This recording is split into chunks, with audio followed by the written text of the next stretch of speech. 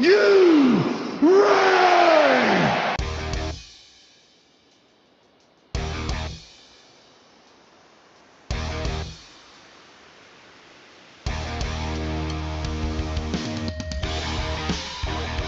This is the D-Generation Clix podcast with your hosts, Who is Ravage?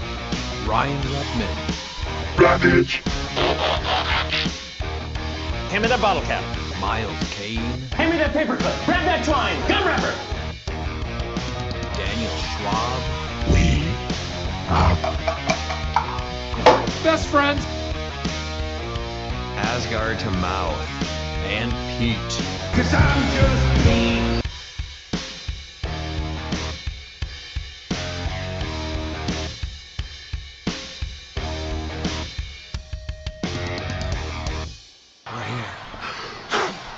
Welcome back to the D-Generation Clix podcast. I'm your host, Ryan, and with me, as always, are Miles, Dan, and Camper Pete. Miles, excited for Clix Camp? Oh, absolutely. I got my teeth, so we're ready to go. It's great. I hope everyone brings their teeth this weekend. I hope so, yeah. That's definitely a must. Dan, are you still sleepy? Yeah, it's been a long week, but had the monthly on Sunday and then duos yesterday. It was a good weekend. Nice. Pete, is your campfire still burning bright from Sunday? I don't know what you're talking about. I was very mobile, and we can talk about that when we get to it, because there was a lot of nonsense in my area that I was not participating in. All right. We will... But I had a great weekend. There was an AEW pay-per-view, which was great. There was tons of wrestling on. There was a Saturday night main event. We had multiple days at Clix. So thanks for asking me how my week was, Redman. No problem. Mm-hmm. Ali and I got to do an unboxing video for the Heralds of Galactus. That's up on our YouTube right now, so you can check that out. And then beyond that, it was really just the monthly that we did on Sunday, and we're getting ready for Clix Camp, even though I do not have a team yet, and either to see. Running out of time. Taking that Pete approach. Yes, which always turns out really well for you, right? It'll take you a couple games. You'll figure it out. All right, how about some news? Ali and I are headed to Oregon this weekend to join Miles for Clix Camp. Planning on taking a few Eagles out while we're there. Hoping to stream the games on Friday and Saturday if it works out with reception and all that. Miles, is there anything else that you wanted to throw in on the Clix Camp weekend before we actually get there? Yes, so we're going to be following Origin's ruling where in sealed, Prime Destroyer can only be played at his low point value. As well as we're going to be having a BR champion, and we are getting prizing ready, and right now the prizing does include a rack night for the BR champion. Ooh. Then the following week, Saturday, July 26th, we're heading to Indiana for the Champion Clix Open Tropical Regional. And then don't forget our Tropical Regional is Saturday, August 16th in Kenosha, Wisconsin at Coliseum Games. Registration starts at 9:30 a.m. We're also running BRs all day with a chance to win some of the prizes that you can win in the main event from raffle tickets, won in those BRs. Dan, we did get some updated release dates. Do you want to tell us what those are? Yes. So from what I can see, we have the DC Iconics Batcave Volume 1 is releasing July 30th. Then following that, we have the Marvel's HeroClix 400 Spider-Man is releasing on 8/20. And then looks like Lantern Legacy's official date on the win is 8/27. So everything responding to that is 8/27. And then also the Heralds of Galactus release on 8/27 as well. And finally, a hard date is the Dungeons & Dragons HeroClix Iconics Cave of the Owlbears. I'm looking forward to that quite a bit, actually. The Dungeons & Dragons stuff has been really cool. Yeah, when I saw that in the Spider-Man 400, I was quite like, August is going to be fun. That Venom better be awesome, too. I hope so. Pete, Bookwood's streak of not playing continues after last night. Did his purchases follow suit? Bookwood Report! Hello, friends. It's time for the People's segment, or what's left of it, the Bookwood Report. We're going to start with Bookwood's competition for the Bookwood Report, which is going to certainly become the Marshfield Report pretty soon. And I got a message here from our friend Peter Marshfield. It says, hey, if Bookwood can claim his dog, I'm going to claim buying brake pads and rotors for my wife's car. So that's how Peter started his week. Then he was able to pick up a Prime Xanadu with Terror cards, Prime Destroyer, Super Rare Kang after he'd sold his one and then got it back. So that's Bookwood-like. Then he got himself a Kanto after trading his Chase Hulk. Yeah, he completed that trade. Then he got a physical copy of 9 Years of Shadow for the Switch. And as part of a deal on Prime Days, he got a copy of Dragon Quest III HD2 Remake. And then just so Redmond would get mad, he wanted to let you know that he got a Time Dilation Spider-Man from War of the Realms. God damn it, Peter. Now, I do have to be fair to our favorite local tryhard. And I have to say, the return has started. Bookwood let me know he got himself a Harley Quinn Legacy. He also got himself a Dark Phoenix Colossal from Mutant Mayhem, Superman LE from Collateral Damage, Batman and Robin Unique from Justice League, KC Superman from Unleash. And he also bought a bunch of Domino's pizza, Parmesan stuffed cup pizza, barbecue pan personal pizza, and pepperoni crazy bread from Domino's with 4 garlic sauces. And I just want to add one personal note to the Bookwood Report and bring in Looper. Shout out to Team Jumbo Package. And Looper actually hooked me up this week with a very nice, unexpected gift of a Prime Batman. Thank you, Looper. Bookwood doesn't play Clix anymore, but he is back to buying them. So we're coming back strong here. So Bookwood doesn't report. talk Clix, he doesn't play Clix, he just buys Clix. Got it. I'm fine with that. What is happening to the Bookwood Report? It is just turning into trash. It It definitely is. It's like every sitcom, it's jumped the shark. It's and that's usually what happens right before sitcoms get canceled. Ooh, that is a very I was good gonna point, say, Miles. It's kind of like The Wire, which is one of my favorite TV shows of all times, where they just had like one season that was just kind of different. And if you watch it by itself, or in the context of the story, it makes sense. But there was one season they took a hard departure, so I'm hoping that's what this is, but I don't know, man. The Bookwood Report is the Bookwood Report, and we'll see if the people still love it as much. I feel like it's more like that new terrain, Dumpster Fire. All right. Miles, have you followed along with the Clix League West events that were happening this weekend also? Yeah, I was watching Oregon. I didn't realize that we had more. Actually, I didn't realize that there was one in Washington as well. I have let's go over, do you want to go over the Washington one first, or? Yeah, we can go over Washington first, yeah. Okay. Let's see. Dan, do you want to start with Merritt Chapman's team in 6th place? All right, so Merrick Chapman played major Constantine, so it was Colossus with the Destroyer, John Constantine from Masters of Time, Death Metal Wonder Woman with the +1 longsword, a Major Logan with a motorcycle, and then Prodegaton with the trick arrows. Sideline consisted of Evil Entwinement, Fortify, and Pim Particles, and Ares also played the Urba. Yeah, Yes. definitely going for that Colossus Prime. He's been playing Major Logan a lot throughout this event. So, Okay. yeah. Definitely a mainstay, and he swapped for the Destroyer, so I guess the high defense didn't help him this time. It looks like he ended up dropping after going 1-1. I was gonna say, yeah, it must have ended up not being that good, yeah. Die rolls, yeah. They say that a high defense is only good until he gets hit, so. That's accurate. Do you guys think that Major Logan's going to be a big play going into the Champion Clix Open events and Worlds? Are we seeing I think a lot he's of a things in- sleeper piece. I mean, yeah, it's definitely that for sure. Because my thought is, are we seeing enough clones of things where you and your opponent could both have one? And my answer is possibly, with how popular non-theme is. I think the biggest things here are Prodegaton and Prime Colossus, right? I mean, yeah, but that means you also have to run Prime Colossus. So I guess I don't know.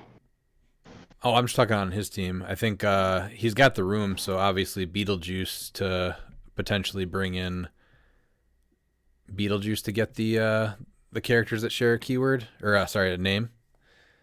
Yeah, see, I like the use of John Constantine, but I mean, it's better to save 10 points and play Kevin because right now Kevin is one of the most played figures. And so you can bank on like a lot of the top builds are going to be playing Kevin. Even if you go against teams that don't have Kevin, I still think Major Logan works as an attacker, and I do prefer him at 75.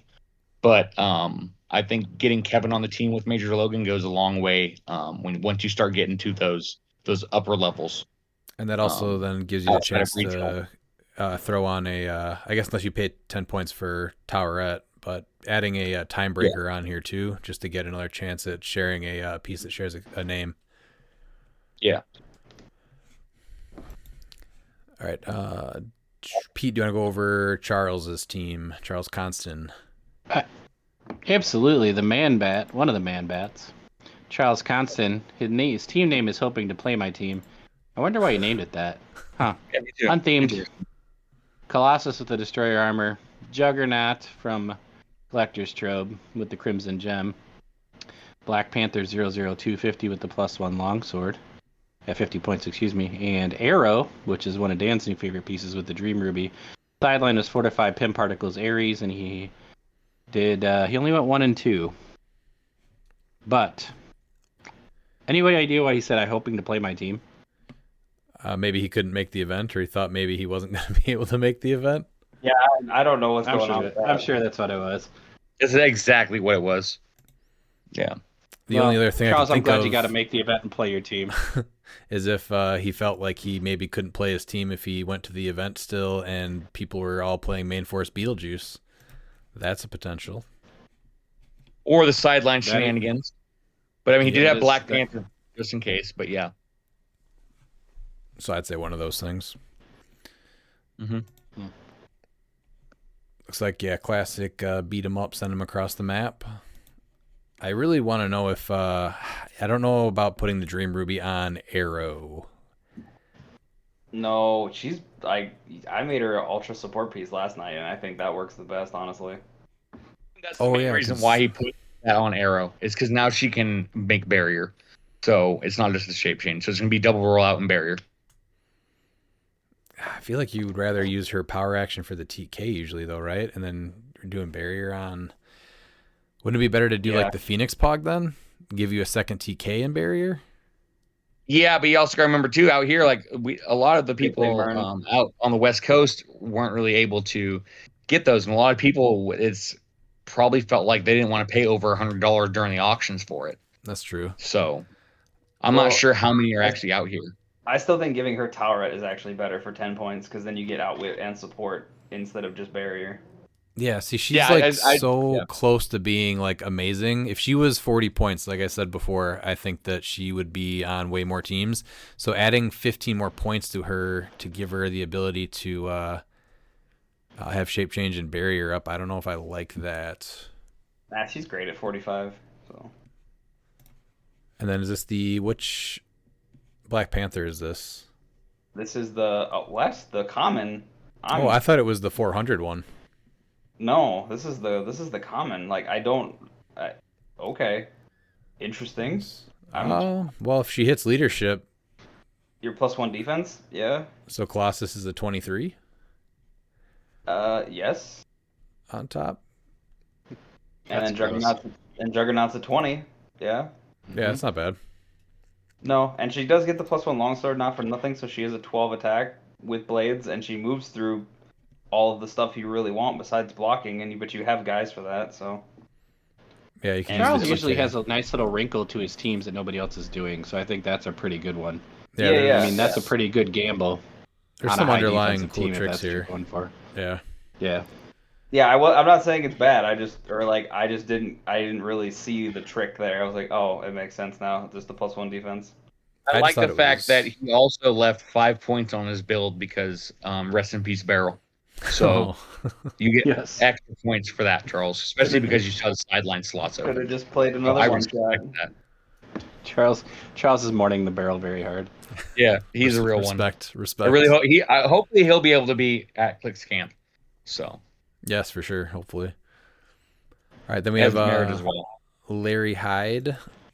So he played Spirit of Vengeance, Red Hulk with the longsword, Prime Colossus, not equipped, Fray with the Trick Arrows, Moondragon Pog, Copycat Pog, and Timebreaker. Fortify, Ares, Cathan, Quicksand, Thanos, and Ultimate Hulk on the sideline.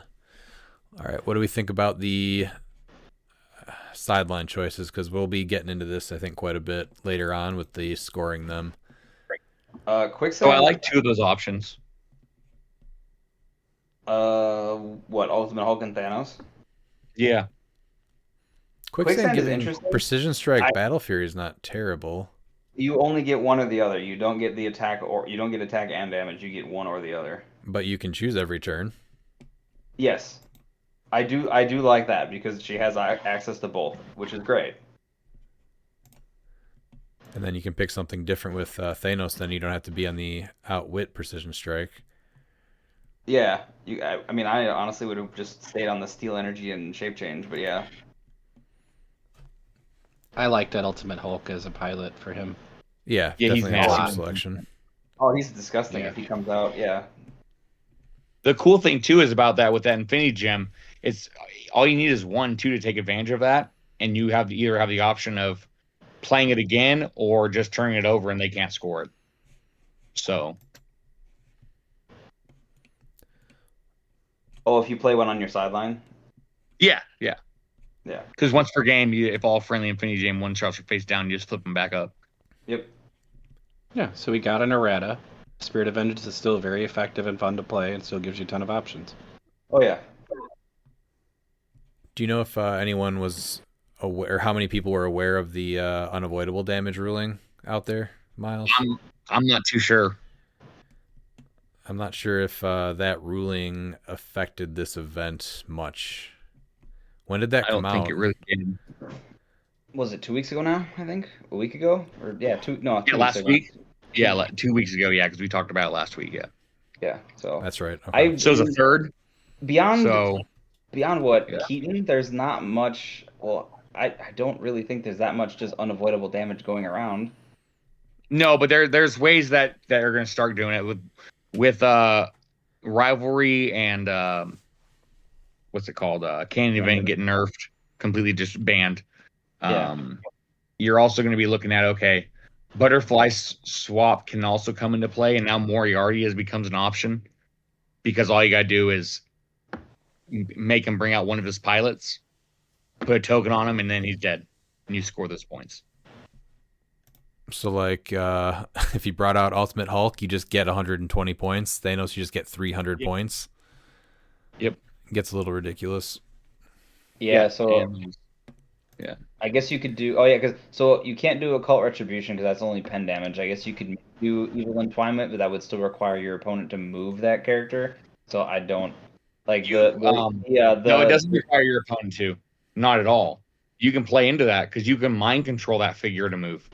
Oh yeah. That's So true. So you could do that. So you have but that. it's still a lot of setup for that to work. No, and that's why with that I think the Butterfly Swap with Moriarty becomes an option because now you're like, okay, Spirit of Vengeance will be played, and they're saying Chair Panther is not needed. Now it's like, okay, you want to bring out your pilot? You sure? Okay. As we look at these teams, though, I'm just not sure how much affected they are because I think that he definitely took a big hit with that ruling. So I'm not sure if this is an accurate depiction of what we're going to see going forward for Champion Clix Open events with this piece. Because it looks like he's pretty big. Regions are way different, yeah. Other thing, obviously, Frey with Trick Arrows is really good. Do you guys think that Colossus not being equipped is worth it, or do you try to make the points happen somewhere else? Like, Copycat's amazing, but would it have been better to put the armor on him instead?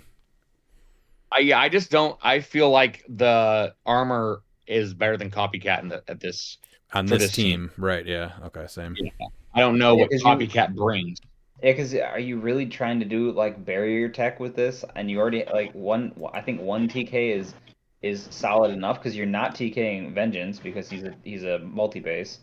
So like the one TK I feel like is fine with time breakers. Right. Colossus with a +2 defense and being giant I think is way worth it. Either that or just the classic motorcycle I think is better than Copycat. Yeah, even that is fine. Yeah. All right, then that's number 3. Miles going to go over Zach Whittlesey's team. Yeah, so Zach Whittlesey's team is Rogue's Rampage version 3. He went 1 and 2. Let's see what he's got here. Unthemed Prime Rogue with Trick Arrow, Kooky Scarlet Witch at 25, and Junta Bystander at 10, which is Pulse Wave. When they use it, you place any opposing character next to her or him. And then it's Pim Particles, Ares, Mimic, Poseidon, and Zeus on the sideline. That's a fun team. And she, that Rogue team. did not get Avengers. That seems. What is Scarlet Witch doing? No, Just but 25 point TK and Outwit Perplex Prob. well, but it's all your support powers and TK for 25. So she's still got. You're not getting Avengers, but there's still a ton of utility. And I mean, you're winning or lost conditions, obviously Rogue.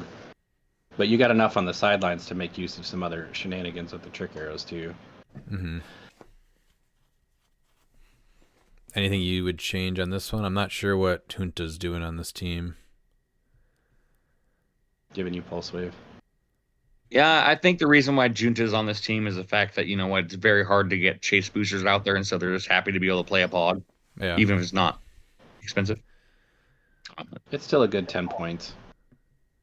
Yeah, and I mean, that can throw people off, especially because you can throw it out there, and if you're able to get your shape change rolls, then you can Pulse Wave and bring them all close to you. And so now Rogue is able to, like, you know, hit them with different arrows. That's true. That'd be a good combo to get off. Yeah, like that into a 2 dangerous could be nutty. All right, let's go into second place, Jay Patel. So he played by Odin's Beard, which is Asgardian theme. So this is basically a copy of Az's team, a slight adjustment, yeah. So he played the new Chase Thor with the +1 longsword, Freya with Trick Arrows, the starter Thor with Stormbreaker, Tooth Gnasher with Destroyer Armor, and then Captain America on the Pegasus with Mjolnir. A copycat sideline was Mind Gem, Fortify, Heimdall Sight, Beetlejuice, Mimic, Reverse Flash. Yeah, what's different from Az's team here? He had Diabolic Bargain, so he could easily push Thor to click 2 to get the free attack off. And the blow up all the terrain and then make the attack. So yeah, 'cause I think he switched that for Mind Gem, I believe, was because he had Diabolic Bargain, I think Fortify and Mind and Heimdall Sight. Or no, I think Az had more one shots. Yeah, Az had more one shots too. I don't think he had a copycat actually. Okay. If I remember correctly. As far as points, What's there's a big Spider? difference there. What's Spider Biodroid doing? He has a low dial? He has a low dial, doesn't he? Mm-hmm. No, okay. Wait. What are Spider you Bio. on? Yeah. I was like, where's that? Oh, I'm sorry. I'm ahead. I apologize. Never mind. No, that's why I was trying to figure it out, yeah. So, I mean, this is just... Are you? Sorry. How ahead are you? Next one. The first. Yes, this Oh, is I your- see it. Okay. This is your standard, like, hyper-aggressive Asgard team where you just, all right, we're going to go. And so, I mean, it's very good. So, 'cause I just don't know what Copycat's copying, honestly. Because you don't have TK, so I'm trying to figure out what... Like, she has just a lot of powers, but... Yeah. I don't... What was that? Prob. Is that really... Okay. I mean, yeah. I'm not sure if that's worth it. Super When Freya's sensitive already able to prob 3 times. But you know what? That third prob might be a crit miss, so you gotta get that 4th prob in. Listen, You know what? as a person that's used all 3 of Freya's probs to hit one attack many times, the 4th prob's never a bad idea. You know what, Miles? I feel personally attacked by that, so you know what? Just because my dice were cold one day does not mean anything. Oh, did that happen to you? Yeah. That was literally what happened to me on Sunday. 3 probs into the crit miss. Yeah, you know, maybe you should have had a copycat. Now picking it. All right, let's go into the first place team. Pete, you want to take that? I was already there. Kevin Manning played Vengeance. It was an animal Shout out theme. before you go over it, because Kevin Manning was the best player in Washington until the Flying Pugnanas beat him. So let's see if he can take it back from the Flying Pugnanas. So yeah, Spirit of Vengeance, Red Hulk with the +1 longsword, Butterfly, Mern, and Spider Ham with the broadsword construct, and his sideline was Ace, Beholder, Space Ghost, Spider Biodroid, Thanos, and Deadpool Weapon X060 Wolverine. He had himself a heart-shaped herb. So a lot of utility, So a lot of shenanigans. My question is I'm assuming he was doing Spider Biodroid for the Pulse Wave, potentially? Because, like, if you pop him out, he's never going to go to the deceased clicks, so... Could be a butterfly option, though. No, 70 points. Never mind, just a pilot, then. Yeah. Yeah, but Pulse Wave with the range combat expert's not a bad thing to pop out, so... No, it comes out on the last click, so you only have Pulse Wave with Enhancement. Yeah, but That's with not bad. Spirit, you're only picking one of two powers, and so if he's going to pick the attack power, Yeah. you might as well go with that. But if damage power, he's able to choose range combat expert But he has 0 range. or shape change. He can also choose psychic blast for what it's worth. Just 0 range character. You know, hey, didn't say he could use the power. I know, I'm just... I mean, if he takes attack, So he's it's Pulse getting Wave. Pulse Wave Precision Strike. Yes, which is very good. And then Butterfly is Ace and Space Ghost. Yeah. Yeah. Yeah, that makes sense. Oh, it's crazy But, to you see know, how Dave small Patel these did- teams are. Jay Patel did call his shot and says he looks forward to taking second place. So Jay Patel, he decided to do what Joe couldn't do, and that was get second place. Man. No, he did. He literally, when they showed the event, he's like, I look forward to taking second place because he's taking second place every event. That's right. I mean, at least he's consistent, so there's that. Yeah. All right, well, congrats to Kevin Manning on winning that event. Is the CWL, is that something where, how does that work? This is just like season 1, right? Yeah, so it's not actually over. So this is just the events for each store. And now the top 2 from each store is able to go to the Clix League West tournament itself. So it's going to be, I believe there's 6 stores. So there's going to be 12 people that's going to be first and second place from each store. They're going to go to California, I believe it is in August for that. And then they're also going to have some wild card round players, and then there's a tumbleweed. So if you were last place or whatever from these events, you're able to enter into those events. Okay. Do you know when all that's going to take place? The final? Yeah, let me get it right now. I know it's in August. That's a pretty cool circuit. Yeah, Yeah, it'd be I like nice to that. do something like that around here. Yeah, Alyssa's put in a lot of work for it. Yeah, who set this all up anyway? Alyssa. Oh, well, kudos. Very good job. It's coming fast, though. It's in August, you said? Yeah, I'm trying to find where the post is. That's when it's going to be the finalists. Right here. So prizing for the Clix League West Championship. Any player with 0 league points is invited to the Tumbleweed tournament. The championship is invite only, 300 points. And the Clix League West Open is open to all players, and it will be 400 point rock silver. Trying to find the dates. Oh, I cannot find the dates. August 23rd and 24th in Newark, California. Oh, so that's only like 6 weeks away. Okay. Yeah, I'm not able to make it, and so I believe Corey's going to be taking my spot since he was 3rd. Gotcha. Yeah. All right, well, let's move to the Clix League West, Portland. Is this Portland? No, it's Salem. No, it's not Salem. It's Dallas. Yeah. Yeah. Let's start with 7th place Miles Grant Frink. Yep. So he has a team called A Day. It's Beholder at 150, 048 Ghost Rider, which we all know about 048 Ghost Rider. Goat! The goat! Wait, but he has no pilots. Shh. Mimic. Mimic's his pilot. Never mind, it's tiny. Right? Doesn't Yeah. work. No, Mimic's his pilot. No. No, yeah, No. he doesn't have a pilot. Never mind. He has a sideline slot open, so maybe it was just, I don't know. Yeah, I wasn't able to make this one, but so Predagiton and Shield Agent with Soul Gem, Time Gem, Diabolic Bargain, Pin Particles, Mimic in the sideline. No pilot, yes. Shield Agent giving Predagiton shield and giving Beholder a 6 damage, 7 range attack's not bad. 3 bolts. Or you're able to boost it up again with Ghost Rider taking shield. That's if you're able to use 9 Team Flare. range.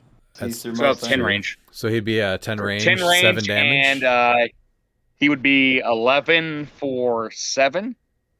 Shield Agent is because yeah. If you can set that up. So yeah, he'd be an 11 for 7. And then if he's able to use Outwit, doesn't he? No, it's the Pog I'm thinking of. This is just the Shield Agent. How much is the I thought it Shield was the Pog? If he could get his hands on a Shield Pog, I think it's 15. I think the Pog is 15. 10 points. save Is himself. it 10 points? But if you look at it too, though, this Shield Agent is also giving him the ability to not only bump up his range, but also bump down the defense as well. So Yeah, you can give him like a 9 range, and then and the shield down the operative defense has -2. Yeah, the Pog has Empower, so I think the enhancement's actually better. It is Oh yeah, 10 you don't points, need to but- power action then with one of them to get the 7 damage. You just have shield, or no, Yeah. Yep. or you just have enhancement, so you would get the enhancement from it. Yeah, that's neat. I'd actually like to see this And one get played. Predagiton probably can do enhancement as well.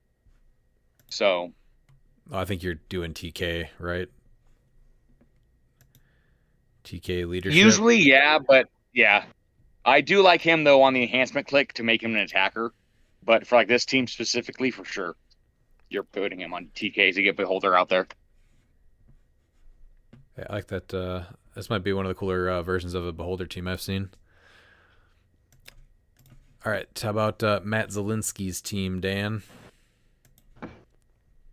Alright, so this is Colossal Wong. Wow, what a name. We have Colossus with the Destroyer Armor, Wong with Bucky's Arm, the 60-point Magneto with Bloodstone. Interesting. So he was doing the free TK to get Colossus out there. And then Kevin with Avatar Towerette. Sidelines, Fortify, Chthon, Mimic, Towerette. So, I guess a lot of offense. So, I actually You did got- talk to you him got- today. He said that the team just did not work at all, and he's written off Magneto. oh, okay. I was gonna say because you have a double TK then, so you can get Wong and Colossus out there, which seems not bad, but yeah. Yeah, I think that's what he I feel like- thought would be good. I feel like the team name alone was worth it. I know he's already changed his team for this weekend. Yep. But it is cool to even just seeing these pieces together, Magneto and Colossus on the field would be cool. The team on map, I'm sure, looked really good. It just didn't play out the way he was hoping to. Mm-hmm. All right, then we have 5th place Pete. Mako 7, which may imply that there's 6 other Makos that we're not aware of. Kooky Caveman. He took Captain America, the OpKit one, it looks. No. 400. Which one is that? The 400. Yeah, the This OpKit one. is Oh, Yes, 400, Kooky okay, with Mjolnir. Ooh, at full points, 100. Yeah. Caveman Wally West of the +1 Longsword, Druid, Hawkeye from the Kooky Quartet, Quicksilver from the Kooky Quartet, Scarlet Witch from the Kooky Quartet, Predagiton and a Timebreaker. He was an Avengers theme. He had Fortify, Shield Throw, Soul Siphon, Ares, Mimic, and Reverse Flash on the sideline.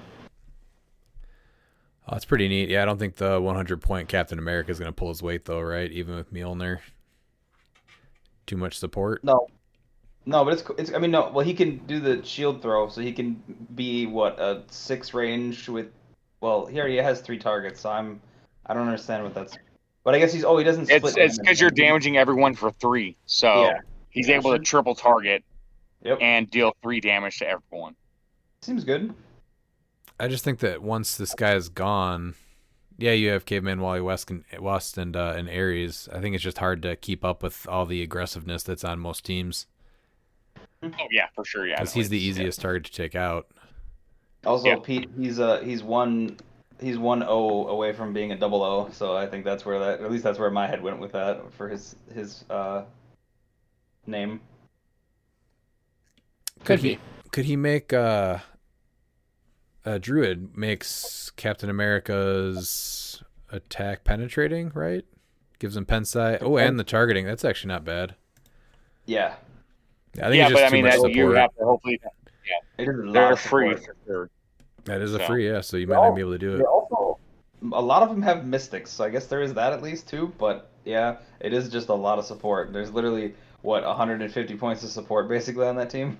Yeah, and then you're just hoping. There's two nice things here. He played the whole Kooky Quartet, and he didn't play him all four of them at 300. So that's an absolute win in my book. I think it's a cool idea, but in the end, just too much support. He did have some trap terrains too. He had the flamethrower and he had the dumpster fire. So he had some other stuff in the heart-shaped urns. He had some other stuff going on. I think there's probably more subtlety this team than we're giving it credit for. Is the flamethrower really 5 points? Yeah, Yes. Wow. I feel like that's not a bad 5 points. To be fair, like that's really not that bad. Don't worry, it's a great 5 points. I know. I'm not using it. Okay. All right. In fourth place, we have. But you got an extra 5 points now because there's no barrel. That is true, but I'm not replacing it with a flamethrower. Definitely not even. Unless I can. Maybe I can give my opponent $10 and they'll stand on it for me. All right. Chris Clay in fourth place with Trigon going 2-2. So this is 200-point Trigon, Frey with the trick arrows, Perdegaton with the universal weapon, Daredevil, and then Destroyer armor on Daredevil. And then Fortify, Shield Throw, Ares, Chthon, Mimic, Reverse Flash. So I don't think we've seen any Beetlejuices on... I gotta look ahead because this is kind of crazy. Oh, you'll see. Wait till we get to number 2. Don't All worry. right, Before all you right. didn't just. Yep. All right, we'll stick here then. He was on three. He was on 3 teams. So Okay, probably first, second, and third then.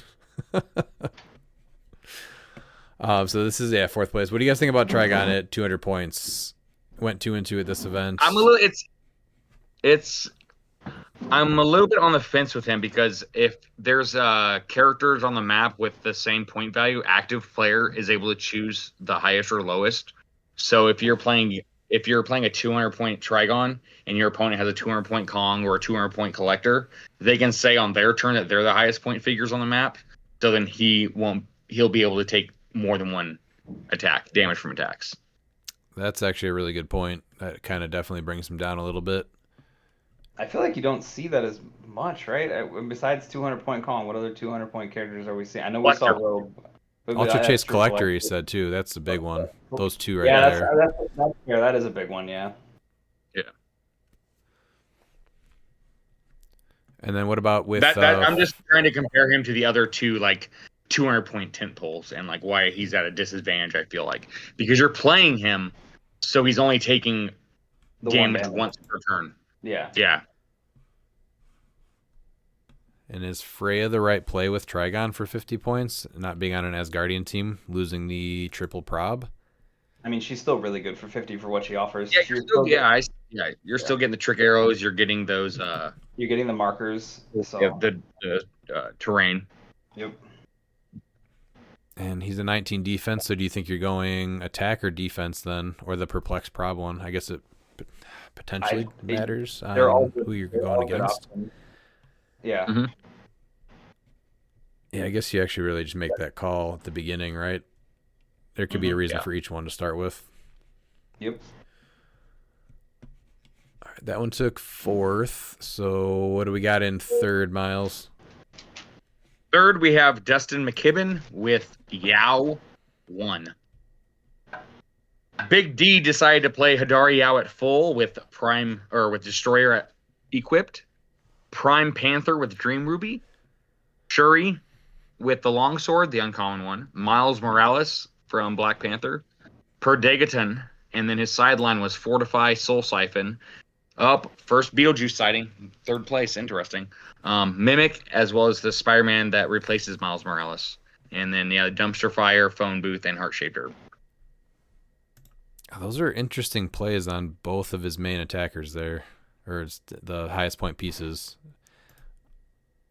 So with Destroyer, you're looking at, so Hidari Yao is going to be able to, she's not going to be a +2 to her defense. She's going to be a giant.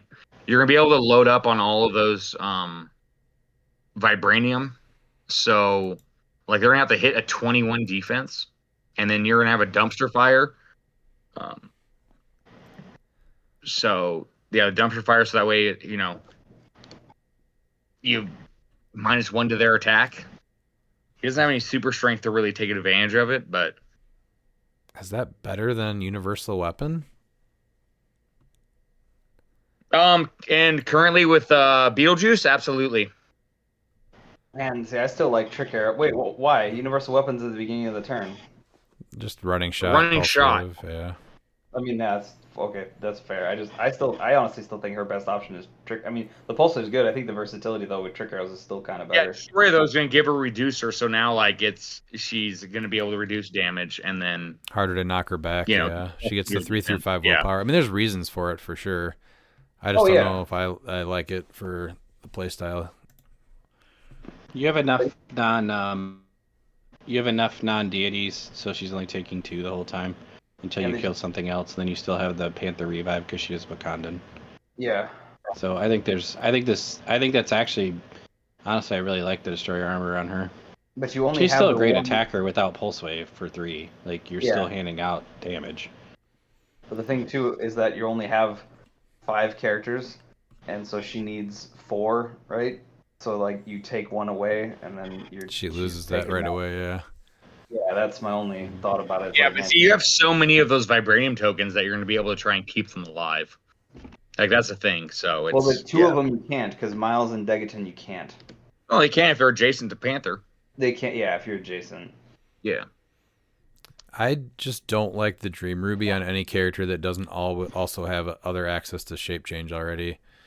I know they're hard to get, but the Chitari Pog, he has phone booth. Yeah, but he does have phone booth. I guess. Who's carrying it? Yeah, he did do that. No one's carrying it, so it's you just gotta TK it. No, he's probably just load up. What I'm guessing is, from what I hear, is that he just like bunkered up to the phone booth. And then, so Super Senses he could wildcard that on Prime Black Panther. What about getting rid of Miles and Chitari Pog for the shape change Skrull team ability? Yeah, but you're bringing up things that like weren't available out here.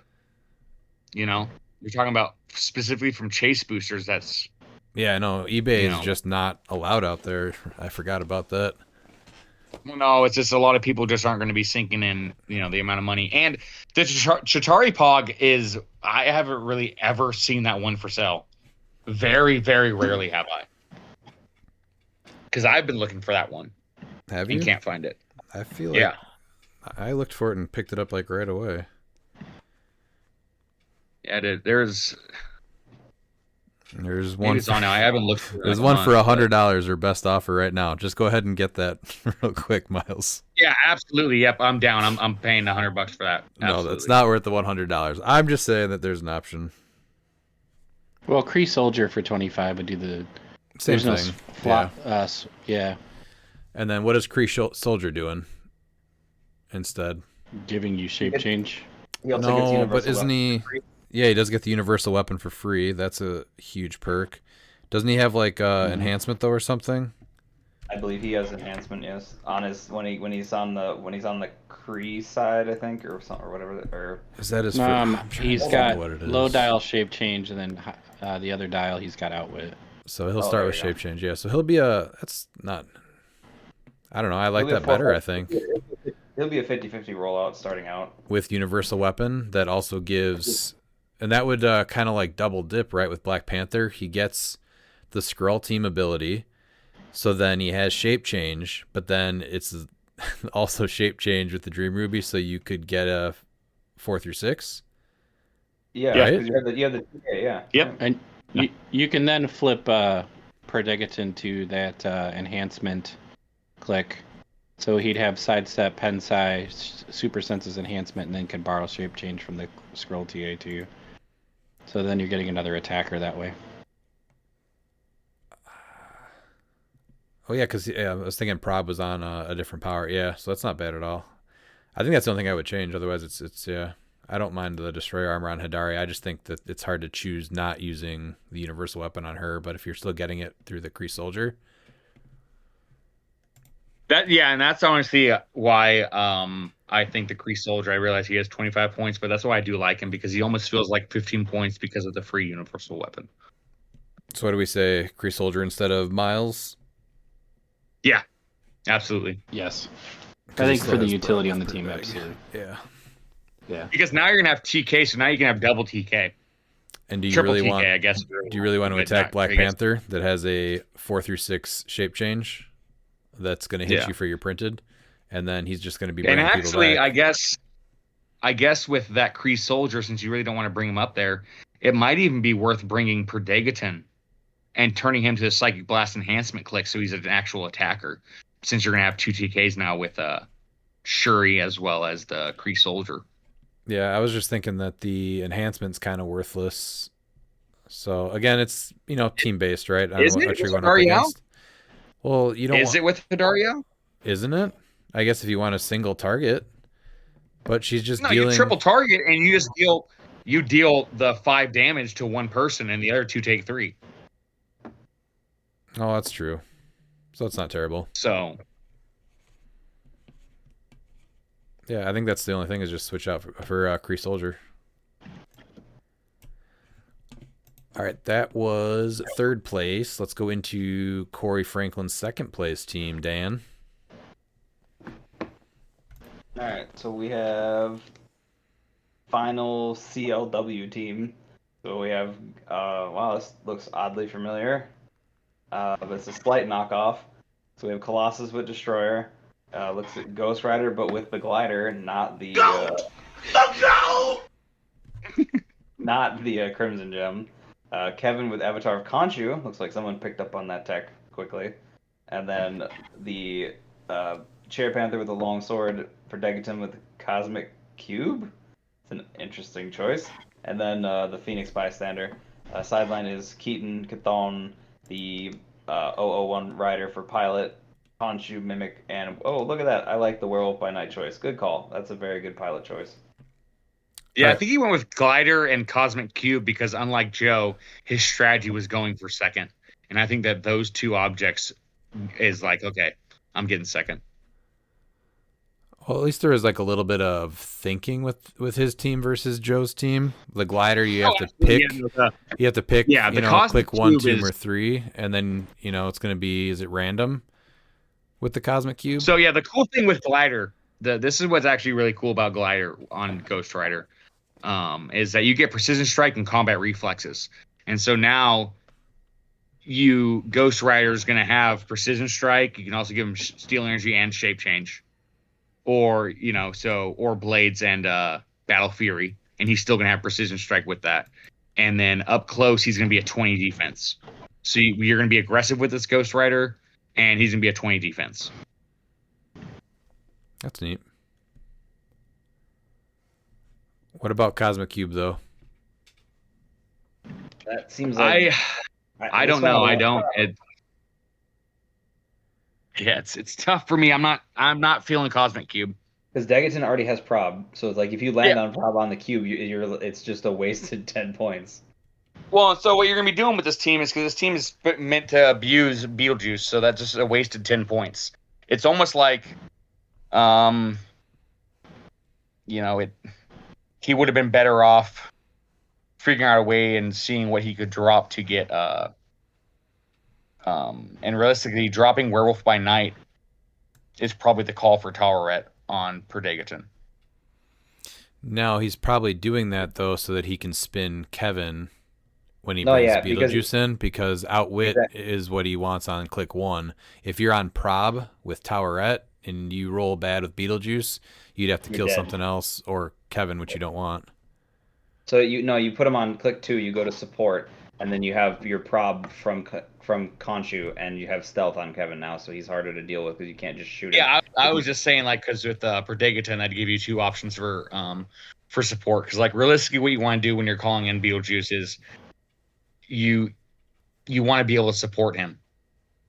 So yeah, but Kevin's the easy one where you don't have to then, because then you just spin him back up.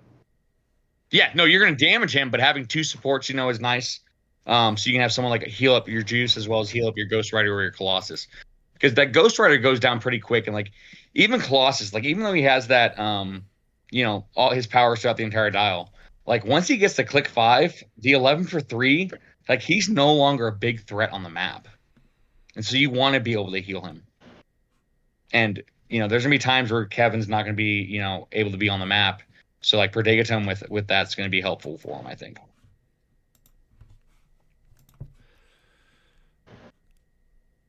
So what would you change anything on this? Obviously, he did really well. What would you? I'd put power red on short version on Predagiton. on Predagiton, and that's about it. Yeah, I mean, the glider is an interesting choice. It's tough. Like, I mean, I guess the Phoenix Pog, but I mean that's for your TK, I guess. But I mean. I was like, well, you have TK with Degaton, so I don't really get the. Yeah. I think it was just okay. I'm gonna put it on just to put it on because I have 10 points. But it's a few things. What I would change definitely is this team's built for way more aggressive, and I think Corey needs to start playing more aggressive. So Corey, I know you're listening. You need to start playing more aggressive. Winning 80-40 or 115-0 or 55-0 or 110-0 just isn't. At 110-0, I'll give credit because that's against Trigon. But the 80-40, this team is just in your face. You just need to throw them out there. Don't be scared. So what about where are you guys at with Dream Ruby on Ghost Rider? Again, Shatari Pog for the 4 through 6.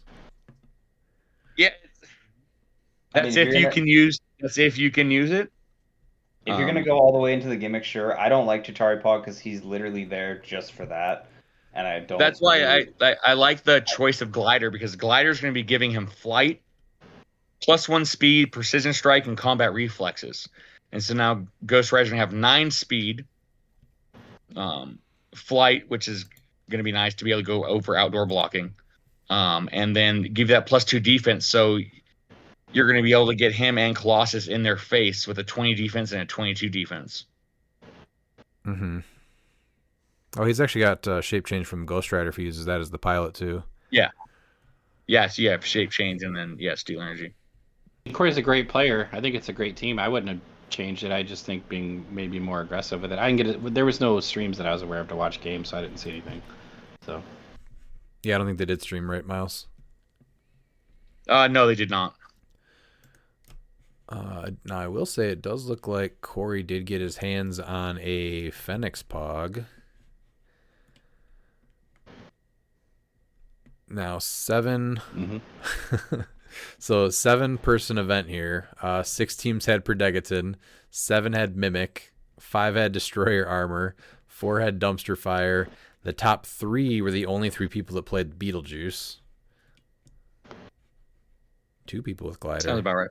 All right. Only 1 Chair Panther. That is a low percentage. And that was Corey. Okay. 2 with Colossus, 2 with Ghost Rider. All right, let's go to Pastor Brian's first place team. Pete, you want to take that one? That's King Pastor Brian to you, mister. He had a scientist team, actually. He had the Collector with Bucky's Arm, Crimson Gem, and the Glider. Prime Ham with the Destroyer Armor, and Predagiton. And then his sideline was Mind Gem, Web Swinging Ares, Keaton, and the Mimic. And then for his terrain markers, he did have a Dumpster Fire. And he was 4-1. Miles, what team did he lose to? He lost to Trigon. He decided to get cocky, and instead of using an action to destroy the phone booth, he's like, you know what? They won't make their shape change. Guess what happened? They kept making their shape changes. So my Gotcha. question is, why did he at least try to collect Trigon? Because I feel like that's the easiest option. You just like wait it Well, out. I'm sure. And I'm sure he did. But yeah, that's gonna take what 6 turns each. So I'm not sure how long their turns were. The real secret tech of this team is the fact that he's built to make it close combat. That's why he's got Bucky's arm, the Crimson Gem, and the glider, and he's using the dumpster fire, so that way he can carry the dumpster fire. And so they're going to be close and get the -1 attack, and he's using Bucky's arm to negate dumpster fire for himself. Oh, gotcha. I guess, but then Ham is also down 1 then too. Making him just a 10 attack is rough. Oh no, he's back up to an 11 if you put it on click 3. +1 defense, toughness, and close combat expert. CCE, yeah. No, I get that. That's not bad either. That was my thought. I guess you're balancing it out, but I don't know. So no main force Beetlejuices. Do you know if anyone brought in Beetlejuice during the whole event? Oh yeah, Corey. Corey did. Yeah. Did that I told him win? to do it. You told him, did that win him any of the games? Was that like the deciding Yeah, factor? it lost in the finals. It lost in the finals. Oh, because he killed Beetlejuice? Yeah, because he got too close and didn't heal him enough. Gotcha. Yeah. He could have re-rolled the heal and he didn't. Let's see. So Perdegaton's probably taking what, Spider-Man family then? That's the only TA. Yeah. And getting 4 through 6. Yeah. And so Mind Gem, he likes to Mind Gem. What's the web swing? That's the leap climb one, right? For Spider-Ham? All right. Yeah. Anything to change? I'm not sure if I like the dumpster fire though. No, but this is King Brian's playstyle, so yeah, it worked there with 7 people, so Yeah, you can't fault the winning team. Yeah. Do you know if he frequently went to close combat expert with destroyer or ever went to the giant size? I'm assuming he did that. He's always went to the close combat expert just to negate that. The dumpster So that fire Cam would still be an 11. Yeah, with the dumpster fire, yeah. He still has giant reach though, collector 2 or 3, so you can just be on the other side when you attack with Spider-Ham, just plan it out and not be affected by it. But of course, giving him a 12 for 4 is not bad. Especially with his as long as Juice isn't on the map, just you can place him within 4 different. You don't even need to have line of fire. So that's very important too. Right. All right. Well, congrats to King Brian for the win. Does that put him in the top for the store, or what? How does that work, Miles? Yeah. So he ended up beating me by 1 point because I did not show up to the event. 10 hours is just too long of a drive, and I just wasn't feeling it. I was a little bit under the weather, and just I don't feel like driving right now. All right. It's tough. Like, yeah, I don't want to get too negative about it, but yeah, I used to, like last year, I used to find excuses to go play Clix, but like now it's like I almost find more excuses to not go play because it hasn't been fun for me. Yeah. Like even when I'm winning events, like when I was winning the first 2 events, like I go 5-0 and like I have a 5-hour drive home and like I didn't even feel good about it. It was just So I woke up. I mean, I wasn't feeling too bad, but I'm like, you know what? I don't want to go. I'm not gonna drive 10 hours. So it's a good point. I figured, Pastor Brian wanted to get back into Clix, so and I felt like, I'd give him this win. So, well, that's really generous of you. Yeah. We also got some rulings that were updated in the win. We did miss one, I think, from May 30th, so we'll start with that one, but we got a bunch on July 12th, and some of them are pretty big. So, Miles, do you want to start us off with the Smash and Destroy Chase 041 Tony Stark? Yeah, so Tony Stark has this trait. Stark Industries. When establishing theme teams, friendly characters with the Scientist keyword gain the Stark Industries keyword. Friendly characters with the Stark Industries keyword reduce damage by 1 in addition to any other effects that reduce damage. If a character with the Stark Industries keyword is targeted by Pulse Wave, but Tony Stark is outside of the Pulse Wave's range, would that character be able to reduce the pulse wave damage by 1? And the answer is, in this specific example, the character would still be able to reduce the damage. The effect being used is Tony Stark's, and since he is not being affected by pulse wave, his effects would still apply. So what this is saying essentially is that as long as Tony Stark's not in the range of pulse wave to where his traits and powers are shut down, that your other characters all will still reduce the pulse wave damage. All right. I think that'll come into play a little bit more when maybe after rotation. Tony Stark has got to see more play at some point here. Oh, absolutely, he does. Yeah. But it's good to know that. That actually, the amount of views that one got is actually really crazy. All right, let's go to the unavoidable damage, Dan. All right, so this one is in regards to Vengeance Hulk. So he has the trait, his pilot trait, which is he can't heal, it's the stop click. I'm sorry. So when this click is revealed, Spirit of Vengeance Red Hulk may generate one of the characters chosen for his pilot trait on its last non-KO click. This game, the generated character can't heal or be replaced, and if it would take damage instead removed from the game without scoring it, and deal Spirit Vengeance Red Hulk 1 unavoidable damage. And then they're referencing unavoidable damage. Unavoidable damage is a type of damage dealt that can't be reduced or prevented from being dealt or taken by any effect except for first turn immunity. And then the question is, my Spirit of Vengeance Red Hulk has generated one of his pilots on their last non-KO click. That character is dealt unavoidable damage, such as rolling a critical miss. Does it still get removed from the game, and do I still deal Spirit of Vengeance Red Hulk 1 unavoidable damage? The answer is no. Since the damage must be taken instead of effect would not resolve, the character would presumably be KO'd, would score victory points, and Spirit of Vengeance Red Hulk would not be dealt the 1 unavoidable. So this is what we were talking earlier when we mentioned if this event was directly affected by this or not, because I don't think we're going to see as many Spirit of Vengeance Red Hulks going forward because of this ruling. I don't know, because there's not a lot of just unavoidable damage out there as far as like dealing unavoidable damage. Well, it's just mind control and rivals. Not even that, though. The chance to roll a crit miss and Yeah. to give up 300 points is something that I am not going to even take a chance for. I guess. Not at all. I guess that's just not, that's not, I guess that's the one thing that's not really on my radar, is like, yes, I could just roll a crit miss. And someone asked this later too, that Madam Web legacy. Yeah. If you can stack her with 3 or 4 dice if you have that set up, and it's a really good combo. All you need is a 1, and then now the character rolls a 1 in their attack roll, and now it's a crit miss also. But she can only replace, I'm pretty sure it's Spider-Man family only, right? No, No. that's for super senses. It's just within 4. But the bigger part is, like I said, with Butterfly, swap and Moriarty. Like that right there. Yeah. It's like you're almost required to play Chair Panther, but even then, you have to go first to stop Moriarty from coming in. So that's... I don't like that there is playing a figure and that there's literally going to be a team that just completely destroys my team, and I can just lose. But Because could of also, one, but then you just murder Moriarty? Sure, but you're able to, if you're going first to the Moriarty team, you're going to be able to do the alpha, and so you can get him onto his stop clicks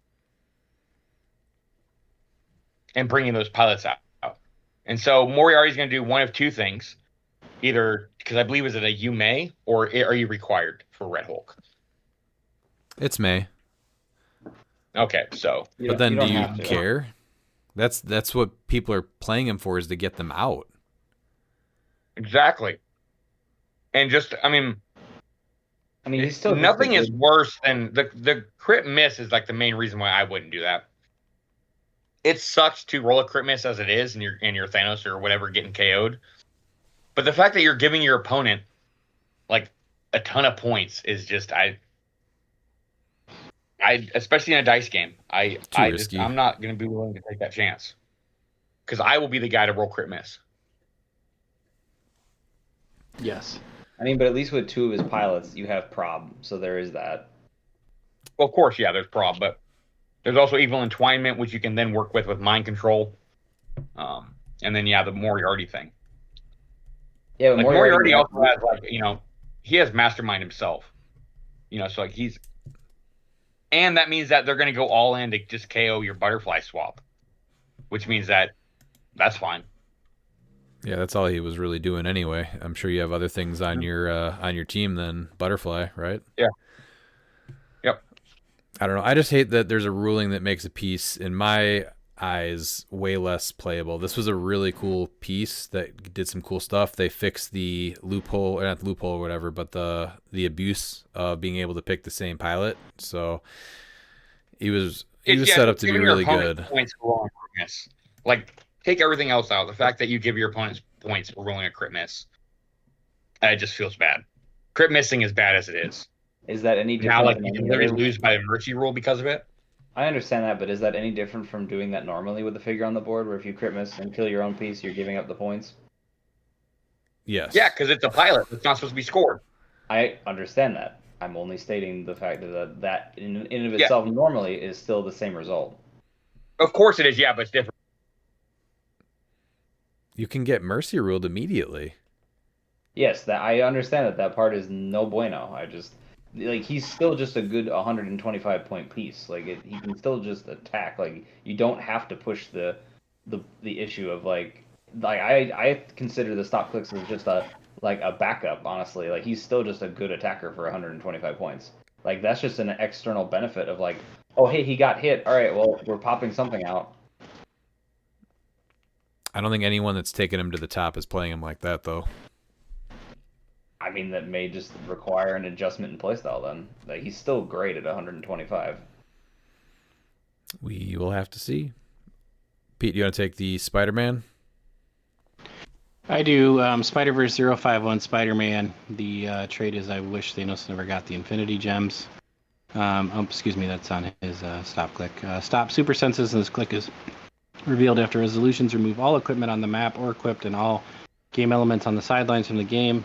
Then end the durations of any effects created by remove sideline elements. Game elements removed from sidelines this way can only score points paid to them to a sideline. Spider-Man can't be healed above this click. The question is, when Spider-Man uses his power to remove equipment, would he remove held equipment that is off the map but not equipped? And the answer was, when Spider-Man uses this power to remove equipment, would he remove held equipment? And it says yes, unless another effect states otherwise. All equipment across all areas, including the KO area, would be removed from the game. See, that's where this is the one that doesn't make any sense, because it specifically says on the map or equipped. So there's no reason to specify on the map or equipped if it removes everything, including held. Because if you read the comprehensive rule book, held equipments are considered off the map. Yeah. That's true. This ruling makes no sense from the way that it was worded. Like, they literally could have just got rid of that parentheses, and then that would have made sense. But to have it in parentheses, which is supposed to be a reminder, it makes no sense for this ruling. The most important thing, too, and this is including the KO area, too. So that's also very important, especially with figures that are going to be coming out in Lantern Legacy, that's able to use effects from equipment in their KO area. Mm-hmm. So, but yeah, this just makes no sense for how it was worded, because literally they could have got rid of those parentheses and it would have worked exactly how they're saying it. Right. It's just, it's really weird. Here's an example of just saying something works the way it does to make the power simpler and how the intent was, versus, again, the going back to the Thanos thing or something like that, or the pilot thing. Yeah, because now you're going to have to explain to your opponent, because this isn't an errata. This is a clarification. Right. So now you're going to have to explain to them how on the map or equipped also includes held equipment, which is specifically called off the map. Mm-hmm.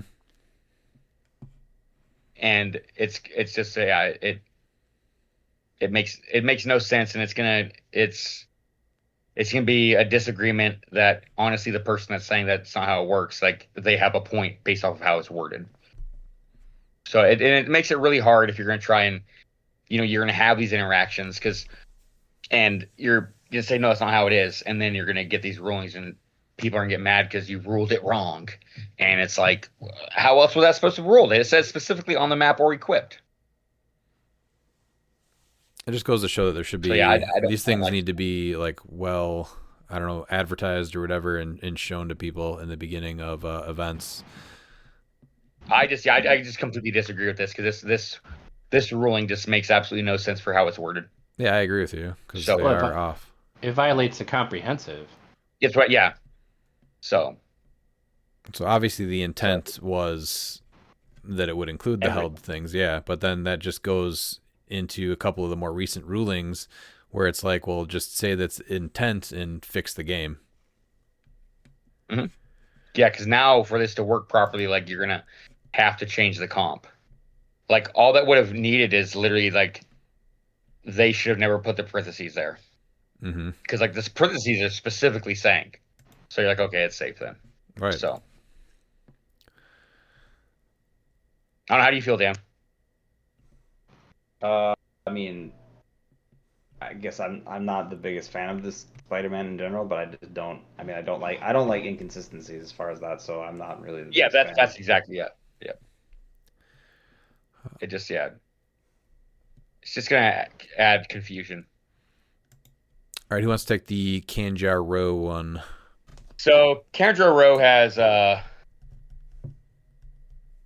Pulse Wave, range 4, improved targeting, blah, blah. Other characters in range can't use powers abilities for this action. You make a range attack.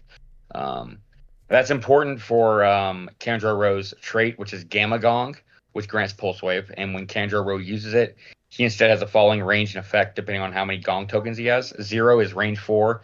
After resolutions, you give hit characters an action token and Kendra Row a Gong token. 1 is range 8, and after resolutions, you give hit characters 2 action tokens and Kendra Row a Gong token. And then 2 is a range 16. So if he has 2 tokens, he has range 16, which is full map. And after resolutions, you give hit characters 2 action tokens and you remove all Gong tokens from Kendra Row. And hit characters have a mobile until your next turn. And so the question is, can Kendra Row activate Pulse Wave with no opposing characters to attack in order to get the after resolutions effect of getting a Gong token? And the answer is yes. Note that during the use of Pulse Wave, no attack would be made. I wish that this had a little bit more clarification because now people are going to think that you can just activate Pulse Wave, which unless, I mean, who knows, maybe you can now. Usually, if it's a range or a close, you can't activate it without an opposing character, but Yeah. running shot and charge allow you to do it. Mhm. So with this ruling right here, it's going to,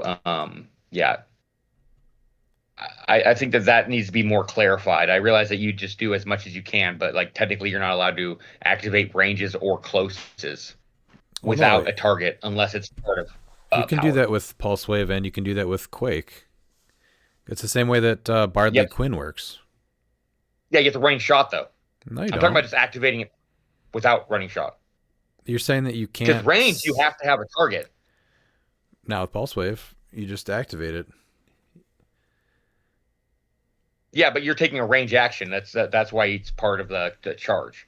How Because is that's how it was ruled out. taking a range action versus range is free different? Because you took a power action to do it, which is that's how it was ruled. Like I said, it could have been changed. It's been ruled different ways, so it might be now where you can just take close and range separately. But it used to be without, when you didn't have a target, you couldn't activate a range or a close. Just running shot and charge was the loophole. Because it works the same way as like Harley Quinn or just being able to Quake to open up a thing. Because that was the whole one of the big changes to Quake in general was being able to do that to clear stuff out. So, Quake makes sense because the destroy blocking happens before the attack is made. but you're still activating it. So does the you can't use powers. You still used Pulse Wave. You're just not making the attack. Yeah. Okay, I didn't realize that. Yeah, because it used to be ruled to where you had to have a target unless you used charge They or did Quake. because of Diana. Like, Yeah. you have to have when you attack, you have to have a target. Right, that's what we're saying Yeah. here. Like no attack is made, but you've activated whatever power. So she could technically charge and Quake if she had Quake, and no attack was made, but she could destroy all the blocking around her. Yeah, no, I know. That's what I was saying is that it used to be where you had to activate charge or running shot to like get around that loophole of activating those powers because it's part of the power action that you already took. Whereas if you just took a straight range or a straight close, you had to have a target. But obviously that's changed. I didn't realize that. Yeah, at least with the different, at least since when the terrain thing was done, because that was one of the biggest things, was just being able to do that. And there's plenty of people that have like sidestep quake to activate that. All right, Dan, do you want to do the? I think this is at least consistent, right? Yeah, exactly. This one's good. This is. Yeah. And we already knew this too, right? Like this is something that we talked about as soon as he got previewed.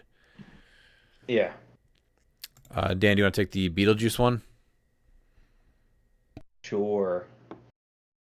So all right, so we have Keaton's his trait is the you have to say my name sideline active. If he's on your sideline, friendly standard characters have power. Give Beetlejuice a name token. When he has 3 name tokens, remove them. Generate him adjacent to the last character who gave him a name token, and then roll a d6 and turn him to the resulting click number. And then his other trait is it's showtime. Sidestep. Other characters can't be given free actions at the end of the turn. If he wasn't part of your starting force, choose 1, return him to the sideline, or roll a d6 and deal another friendly standard character unavoidable damage equal to half the result. And the question is, if he was brought in from the sideline via, first you got to say my name, and then it uses its showtime to roll a d6 and deal another friendly standard character unavoidable damage equal to half the result. And there are no standard characters other than him on your side or on your force. Will he remain on the map, and the damage will just not be dealt to a character? The answer, the choice could be made, and he will resolve with no effect, and he would remain on the map. I understand that this works. I don't like it, so that's. I think so especially bad. because like it's because there's a choice, which would mean that this is optional. So that's exactly why I don't like it. This is also why Legacy Collector just isn't as good as he could be, because your opponent can say, yeah, you're going to go ahead and unequip my equipment instead of dealing me unavoidable, even if they don't have equipment to unequip. I don't like the fact that you have a choice and you can still choose. It makes no sense. This should have had an intent ruling that in order to choose one, you have to be able to fulfill it. Here's the thing. He just got errated. So just tweak the errata like they've done before to make it not stupid broken like this, right? Well, maybe that was the end goal, was they thought that, yeah, he was powerful, and they go, you know what? It's not going to be as good if you have to use standard characters, so let's make it to where he's still playable and where he can only damage standard characters. Yes, Beetlejuice became unplayable. Yeah, no, I'm spitballing, and I'm thinking like, what they would be saying in this war room, trying to think that Beetlejuice would be unplayable if this was an intent ruling, because it makes no sense and it's dumb. Like this errata was a buff. Right. There was a precedence that was sent with other other similar traits or whatever, and as soon as the erratas were released, people were talking about this, right? That day, within an hour. Yep. So if they had weeks to decide on this, 2 minutes. After 2 minutes after seeing it, I'm like, oh, Ant-Man's here. And that just allows you to have any size character. Then you can have a standard character and then just make him not standard. Yeah. So you can really do whatever you want. So this is a perfect example of something that they could have pulled it and fixed it, but they had, you can't tell me that their team doesn't have, they have, 2 weeks or longer to have decided on the best wording for this, and this wasn't brought up by anyone? They thought it was fine. Because the Kevin and Loki interaction, too, is just ridiculous. Also terrible. I like that I can spin Loki and like turn his dial normally with like Chthon and Gaia and not care. That part's not great. No, the effect with Beetlejuice is just terrible. No, I know. So I just liked Loki for the fact that I could put Chthon and Gaia on him and not care. I thought that was hilarious. And this is why, why I think Share Panther is important, because like there's gonna be a lot of times, and you've seen it, where you're gonna be able to bring Beetlejuice out on the map, and he's gonna be on click 1. And now, if your opponent has Kevin, which of course it would have done the same thing with Kevin, but you need more standard characters. But like regardless, like now you're gonna be able to activate Symbiote. So yeah, I know you're giving up points or whatever, but like you can have a full point like Beetlejuice click 1 with the Loki team on like Asgard. And I know you could still do that, but Share Panther was so relevant. And then once it's errata, for some reason, people like, oh my God, Share Panther isn't good. And it's like, well, so you want to deal with a 400-point team now? Right. I mean, turn 1, you go first. You take 3 power actions to give him name tokens. Your 4th action, you heal Juice if he's not click 1. Okay, so now your opponent is playing against a full 400-point team, and you don't have to worry. Like, now they have to kill Loki. Like, they have to kill Loki because or Juice, and he's going to be full. It just, I don't know. It's bad. Feels bad. Yep. All right, Pete, let's go to Mimic. All right, Mimic. He's got a lot of stuff to read here. False appearance, sideline active, and Mimics on your sideline when an opposing character would pick up a terrain marker equipment it's holding or in the square of you may roll a d20. 1 is a critical fail. Remove a Mimic from the game without scoring it. 10 plus is shape changer. Instead, immediately end that character's action without any effect. Remove that terrain marker from the game and generate Mimic from your sideline. Adjacent to that character, the d20 result was 20. Mimic has immune until your next turn. Then we go into the rule of occupancy, which is 13.2. 2 characters can't occupy the same square. Any effect resulting in 2 or more characters occupying the same square is prohibited. Any effect resulting in characters, markers, or objects occupying a wall or square of blocking terrain is prohibited, except for debris markers being placed on destroyed blocking terrain. Characters can't occupy the squares of any game elements that have an effect prohibiting characters from occupying your squares. If a non-optional effect that places a game element would cause any of these situations to occur, the opponent chooses a square that is as close as possible to the specified square for the game element to be placed instead. Effects may allow a character to move through the characters and/or blocking terrain, but a character can never end their movement in a square such as it would. If it would, it must end its movement before entering such a square. The question is if my friendly character occupies the 8 squares surrounding a terrain marker, and my separate friendly character A moves into the square of that terrain marker and then attempts to pick it up, can my opponent roll their d20 for Mimic, since there would be no legal squares to generate the Mimic if they roll a 10 plus? And the answer is no, since the effect is optional. And there would be no legal square to place Mimic. If successful, the player would not be able to use the effect. Yeah, an easier way to explain that too is if you go into a friendly character square. So you don't need to surround the terrain marker. It's a lot easier to make Mimic not come out. This was way more. You don't need to. Way more complicated than it needed to be. Yeah. And it's not even the fact that there's no legal square for Mimic. There's no legal square for your character to end their movement. Yeah. Right? It's not even the fact. This is obviously one example, but it's the same thing if you try to pick something up. Yeah, this example, though, is a legal square for your character because it's just a square with a terrain marker. But yeah, if you're in, that's what I was saying. It's going to be a lot easier to pull off if you just go, as you're moving, you move into your friendly character square or an opposing character if you have improved movement characters, and then pick it up from their square. Right. The difference here is that the terrain marker is open, so your character can end their movement in the terrain marker square, which is what's being asked. So you can do that part of it, but then Mimic would not have a legal square, so that's why you can't generate Mimic. But there's the other part of this where if your character would stop movement and they would end on blocking or a character, they can't, so you just don't even roll either. It's sad for Mimic, but you know. Honestly, he was on like every team, and I think it's fine to have a counter for him. So I like this actually. Yeah. Even if the barrel's gone, I still think it's a really good way to counter something that was just on every team. Do you guys like this ruling or not? I do. I think there's ways, especially because like if you have a figure that's trying to equip, you know, you just stop that action. Like they can't, and I think that's really important. Yeah. Just from equipping, and you know, there's gonna be sometimes where, like, it's gonna be a feel bad moment when you know you have a newer player that you're like, yeah, no, I'm gonna roll my Mimic. You know, your more experienced players are gonna be more nuanced with their placement. But even then, there's gonna be times where they're not gonna be able to get 8 people, you know, around a terrain marker there, or even be able to get a figure in position to be able to get in their square to pick it up. So I think Mimic still warrants a sideline slot.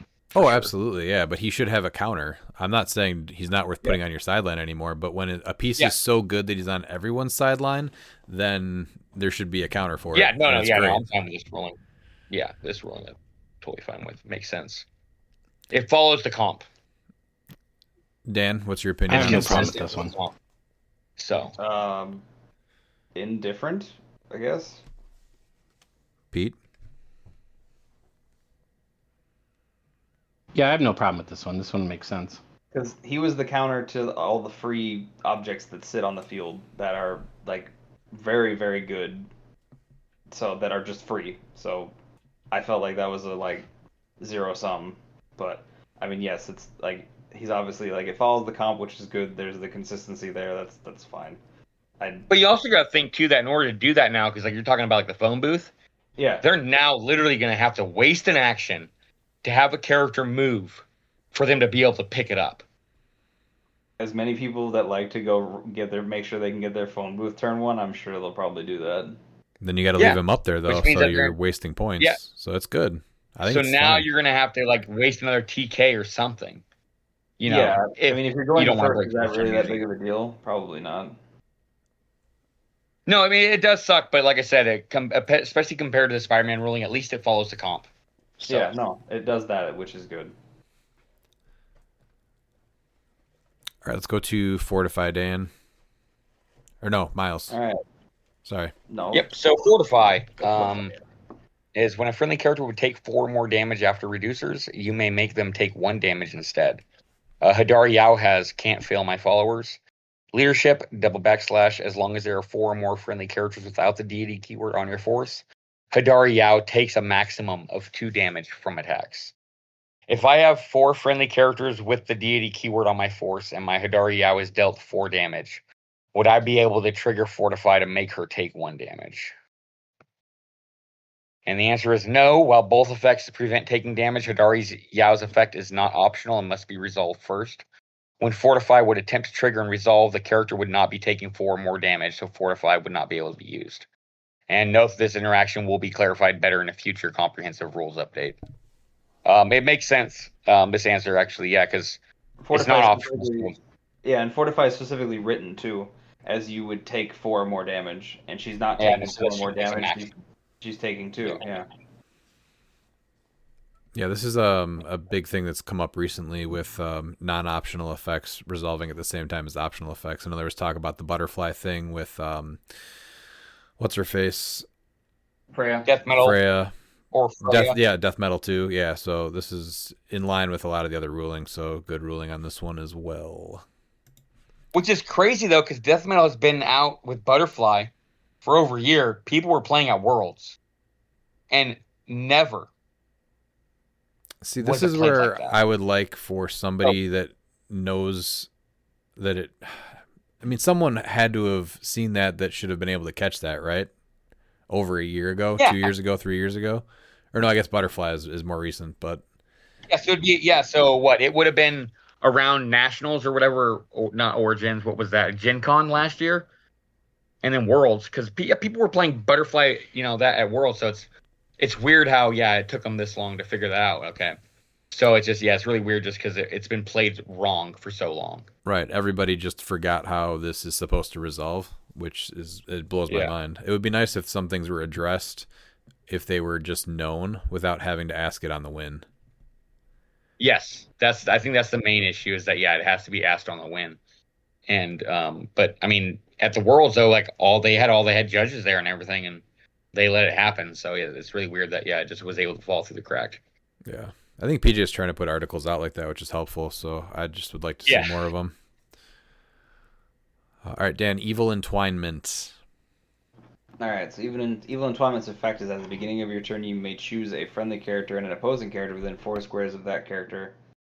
And if you do until your next turn, when either of these characters move after resolutions, deal that character 2 unavoidable damage. If I have no friendly character within 4 squares of an opposing character, can I flip this one shot to activate it? The answer is the card may be flipped and used, but since the if you do requirement of choosing a friendly character and an opposing character within 4 squares of that character would not be met, the use of that card will resolve with no effect, which makes sense. Yeah, I think this. I'm guessing that this was probably asked because somebody thought they could find a loophole. Yep. And activating it, doing as much as possible. You want to self-damage your own character. I'm guessing that's what this was. No, it's for an opposing character. No, you want to do the friendly character because they were only asking if you could damage. Oh yeah, your friendly character, not the opposing. Yes. This I is think where they're probably trying to say the same thing as what's the other one that you can heal, and if there's not like a target to take the clicks or something. What am I thinking of? Siphon. So they're probably just trying to connect the two, right? I would think so. It's more just like, please stop making things that allow you to damage your own characters. That usually causes problems. But it's fun. It's fun. That's why they keep doing it. It's fun. I am all for fun. In certain instances, this can be funny. Like when I damage Thor with Diabolic Bargain and go to the stop click and do the trick. Yeah, that's fun. But there's a lot of other shenanigans that come with the ability to do that, and that's worth the trade-off for me not having that one fun. Oh yeah, no, interaction. for sure. Yeah, there's things that can be fun, but like you can look at something like, okay, this is fun, but you know that on the flip side of that coin, that it can be easily abused and not fun and just completely ruin a person's experience. Yeah, like this is what I was thinking with Spider-Man with the gauntlet is you just do 2 damage to him with this, and then you do say a Despero TK, he takes a damage. Oh, there, look. Now my whole sideline and all of my equipment is gone. Turn 1, basically, or whatever, turn 2. All right, Pete, do you want to go to Odin and Ravens? I do. Odin Ravens has the following trait: the Odin Force. Odin Raven starts the game with an Odin Force token. If Odin Ravens is 200 points, he starts with 2 instead. Double /. When Odin Raven starts the game, this friendly character modifies their combat values +1 for each Odin Force token they have. And the following defense power on his last click: until I am gone. Stop impervious the first time click is revealed. Remove an Odin Force token from Odin Ravens, then give an Odin Force token to another friendly character with the Asgardian keyword.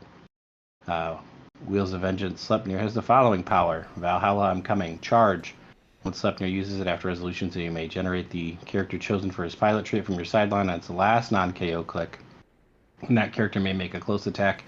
If you do and hit after resolutions, return that character to your sideline on any click. Otherwise, remove that character from the game without scoring it. The question is, if Odin and Ravens is generated by Sleipnir's Valhalla, I'm coming speed power on his last click multiple times, would the friendly character be granted multiple instances of the Odin Force?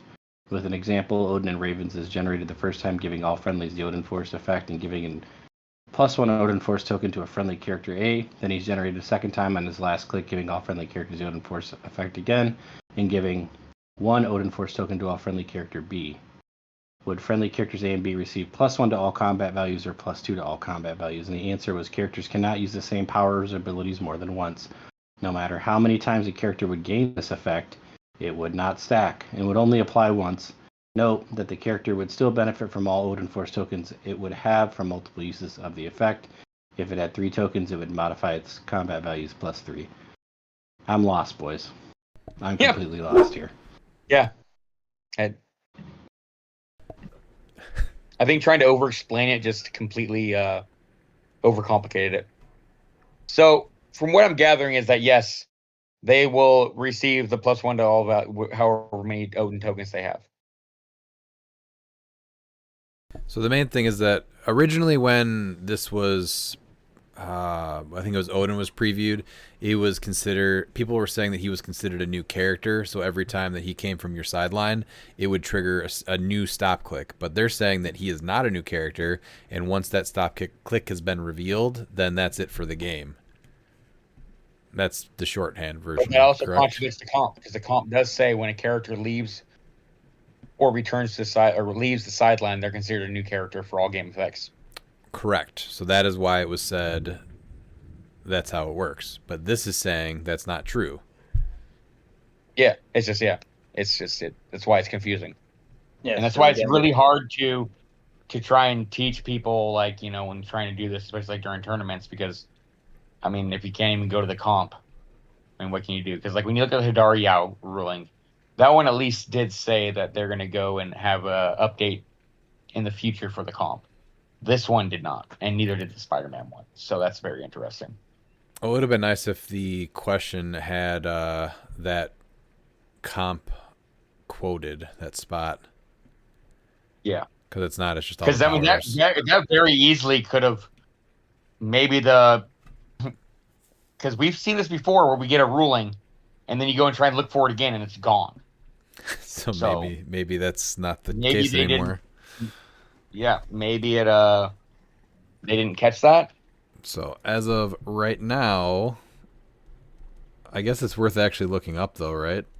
Because maybe it was pulled that they're not considered new characters anymore. Because the whole thing is that you lose like keywords that were given at the beginning of the game and things like that. Yes. So it's honestly kind of a big deal because that changes a lot of interactions when you lose stuff when you go to the sideline and then you come back. Yeah, the last one updated was 3.7. So, Is it say anything about? I don't even know where to look for that. Would it be under sideline? that's what I'm looking right now. Boom, boom, boom. Yeah, I'm looking at sideline. Leaving sideline, I guess, right? Yes. Yeah. Okay. Yeah. Or maybe it's going to the sideline because you technically lose. But I guess we're looking up leaving the sideline. Yeah. Because there was a whole thing too with a character, if they had action tokens and left your sideline and then came back, they would be considered a new character, right? Yeah, that's what I'm. Or there was a thing I know, like they got rid of Maggot back from House of X had something. Even though his tokens don't go to the sideline, when he would take it back and regenerate it, it would be considered a new character. And so I've heard both ways that it keeps the token that it got if it had one when it left, and I've heard that it goes away because it's a new character. Slightly different, I know. Yeah, I'm looking. I just look up sideline, but yeah, I'm not. It used to say like I guess it would be under replace. I want to say that the ruling had to go back with X-Men Swap and APOC and Genesis, and when it would take away Mephisto, because he would gain. How did it work? He would gain X-Men on the main force, and then you could swap them back onto your sideline. He would lose the X-Men keyword, but now he was on your sideline, so Right he here. could. Right here. Okay, I got it right here. Okay. So it says if a character is added to your sideline from the map during the game, before they leave the map, they unequip any equipped equipment, drop any terrain markers, and any tokens on that character are removed. If that character is later generated from the sideline, it is treated as a new character beginning the game, and no game effects from the last game it was on the map carry over. So that should cover it and say that this ruling is not correct, technically, right? Yes, it is treated as a new character. So this one does not add up if that's still in the comp. And then 32.A, return from KO area. It says if a game effect allows you to return a character from the KO area to the game, meaning the map or sideline, that character is considered a new character. Yeah. There's only 3 instances of new character, but yeah, which is interesting. But it's saying that, yeah. It's for your sideline. If a character is later generated from the sideline, it is treated as a new character beginning the game. So that means that all starter games happen. Right. So, and if it's a new character, so you're hitting that stop click again because every time you bring them out, technically it is a new one. So it would be nice to see where the reasoning is for the official ruling on this one.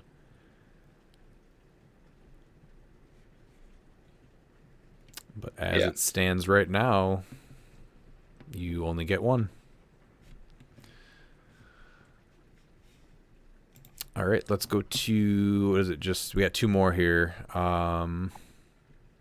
Miles, stop clicks. Yes, so stop. When this clicker is revealed due to damage taken from an opponent's attack, stop turning the dial when this character will be healed by regeneration or support is healed one less click. Unavoidable damage. Unavoidable damage is a type of damage dealt that can't be reduced or prevented from being dealt or taken by any effect except for first turn immunity. And then Captain Universe has, I've got 2 words for you. Giant Reach, 3. I guess Giant Reach is the 2 words. Read through it. Blades Claw's Fangs, and when he uses it, damage dealt is unavoidable. If I have a character that can deal unavoidable damage with an attack and I deal 2 or more damage to a character with a stop click, will the dial click past the stop click or would it stop turning?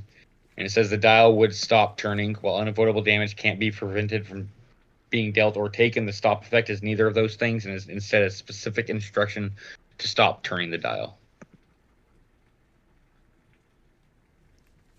I mean, that makes sense to me. It's just one of those where we don't usually see unavoidable damage from an attack. We usually see it for like through other means. So, but that's good. I mean, it's still a good like clarification, regardless. Yeah, because there's a lot of things that are coming up lately with stop clicks and unavoidable damage between the stuff that we've been talking about. Yeah, it's like they shouldn't be using unavoidable damage as much as they do, and so we're having all these interesting and weird interactions that are causing problems. That's where a lot of this stuff is honestly stemming from, right? Yeah, it's trying to add in new things, or that just that contradict the rules to begin with, and so it's really hard when you have a core game and you're trying to change everything, and so we're having to have these specific rulings or erratas because it doesn't work how they think it works. Yeah, because you would think unavoidable damage would go through stop clicks because there's just no way to. It's unavoidable, right? Yeah. Yeah, but by definition, that can't be reduced or prevented from being dealt. You're not preventing it from being dealt or taken. You're just stopping the dial from turning. You're stopping the dial though. Stopping the dial is preventing it. I guess, but that's in this clarification. That's not what they're stating. So. Oh no, I know. That's what it's saying. Yeah, it just contradicts. Yeah, it's not the first time we read it today. But yeah. So unavoidable damage can cause you to score 300 points on a 0-point piece, yet a simple stop click on a 30-point piece will just be like, nope, not going to take it. It seems not ideal, right? I mean, but it's only unavoidable from an attack. That's the specific part, because stop clicks only actually stop the unavoidable from an attack. We have so many forms of unavoidable that's not coming from an attack. No, it's just really weird that with this clarification, because it's always been ruled that nothing prevents unavoidable damage. It's like we had this during Rock State, and so it's weird that and that was almost a year ago. No. And this is one of those things where it seems like it's ramping up, and if it's not brought up that unavoidable damage is kind of causing a problem, it's probably just going to continue as a common way that damage is dealt. So if it's not viewed as a problem, then there's probably going to be more pieces that are doing this, like Spider-Man or Cosmic Universe. What's his name? Captain Universe? Captain Universe. So it just seems like with what we're looking at, a lot of these questions are coming from unavoidable damage, and they're not all intuitive. All right, let's wrap it up. That's kind of why it went away for a while, right? No, that's fine. That's kind of just why it went away for a long time. Well, it never went away. Because it just it was wasn't commonly. It's not a commonly. It's very powerful, so it's just not one of those things that was commonly used. It used to be more common because mystics used to be unavoidable, and they changed that to be penetrating instead. And when mystics was unavoidable, it was also copyable team ability. Exactly. Yeah. They basically nixed a lot of the unavoidable damage, at least from most instances that it was occurring, and now it's one of the ever since Masters of Time, realistically, it's like every set has been having figures that I guess notorious. But even Master of Time has been consistent, though. I'm pretty sure since that set that at least one figure is going to be dealing you unavoidable damage. Mm-hmm. Yeah. All right, let's go to Magneto. Dan, I think this is you. Yeah, so Magneto, this is the Iconics one. So this is Master of Magnetism and Missiles is the trait. So it's TK, and then Power. Choose a square within range. Destroy all blocking terrain within 2 squares of the chosen square, then make a range attack targeting all other characters within 2 squares of the chosen square. Hit targets are dealt 3 damage instead of normal damage. If Magneto is 295, he activates the effect of this trait as free instead of Power, both TK and the Power action. And then the question is, if Magneto is 295, would he be able to activate telekinesis as power in addition to using it as free? And the answer is yes. Note that he could also activate his power effect as both a free action and a power action. I laughed when I first read that because it says yes, and then literally says the exact same as the question. That killed me. Because the question's asking if he can activate his power in addition to using it as free, and they're like, he can also activate his power as both a free action and power action, which was the question. They just rearranged it, basically. Yeah. Yeah, this one was more of an obvious one, right? No, and this one I think has a lot more implications for Lantern Legacy than what I think people are really realizing. What this is doing is when you read in the rings, it says that it's a power generate a construct, and it says if they have a keyword, they may instead generate it as free. So this is their way of saying that Juice is here to stay, because now they can still make their constructs with the power action. I don't like that. See how this trait is worded? Read one of the rings. It's the exact same way. So now if you have a ring on Lantern, you have to take a power action if Juice is on the map to generate a construct. Which means he's not going to go anywhere.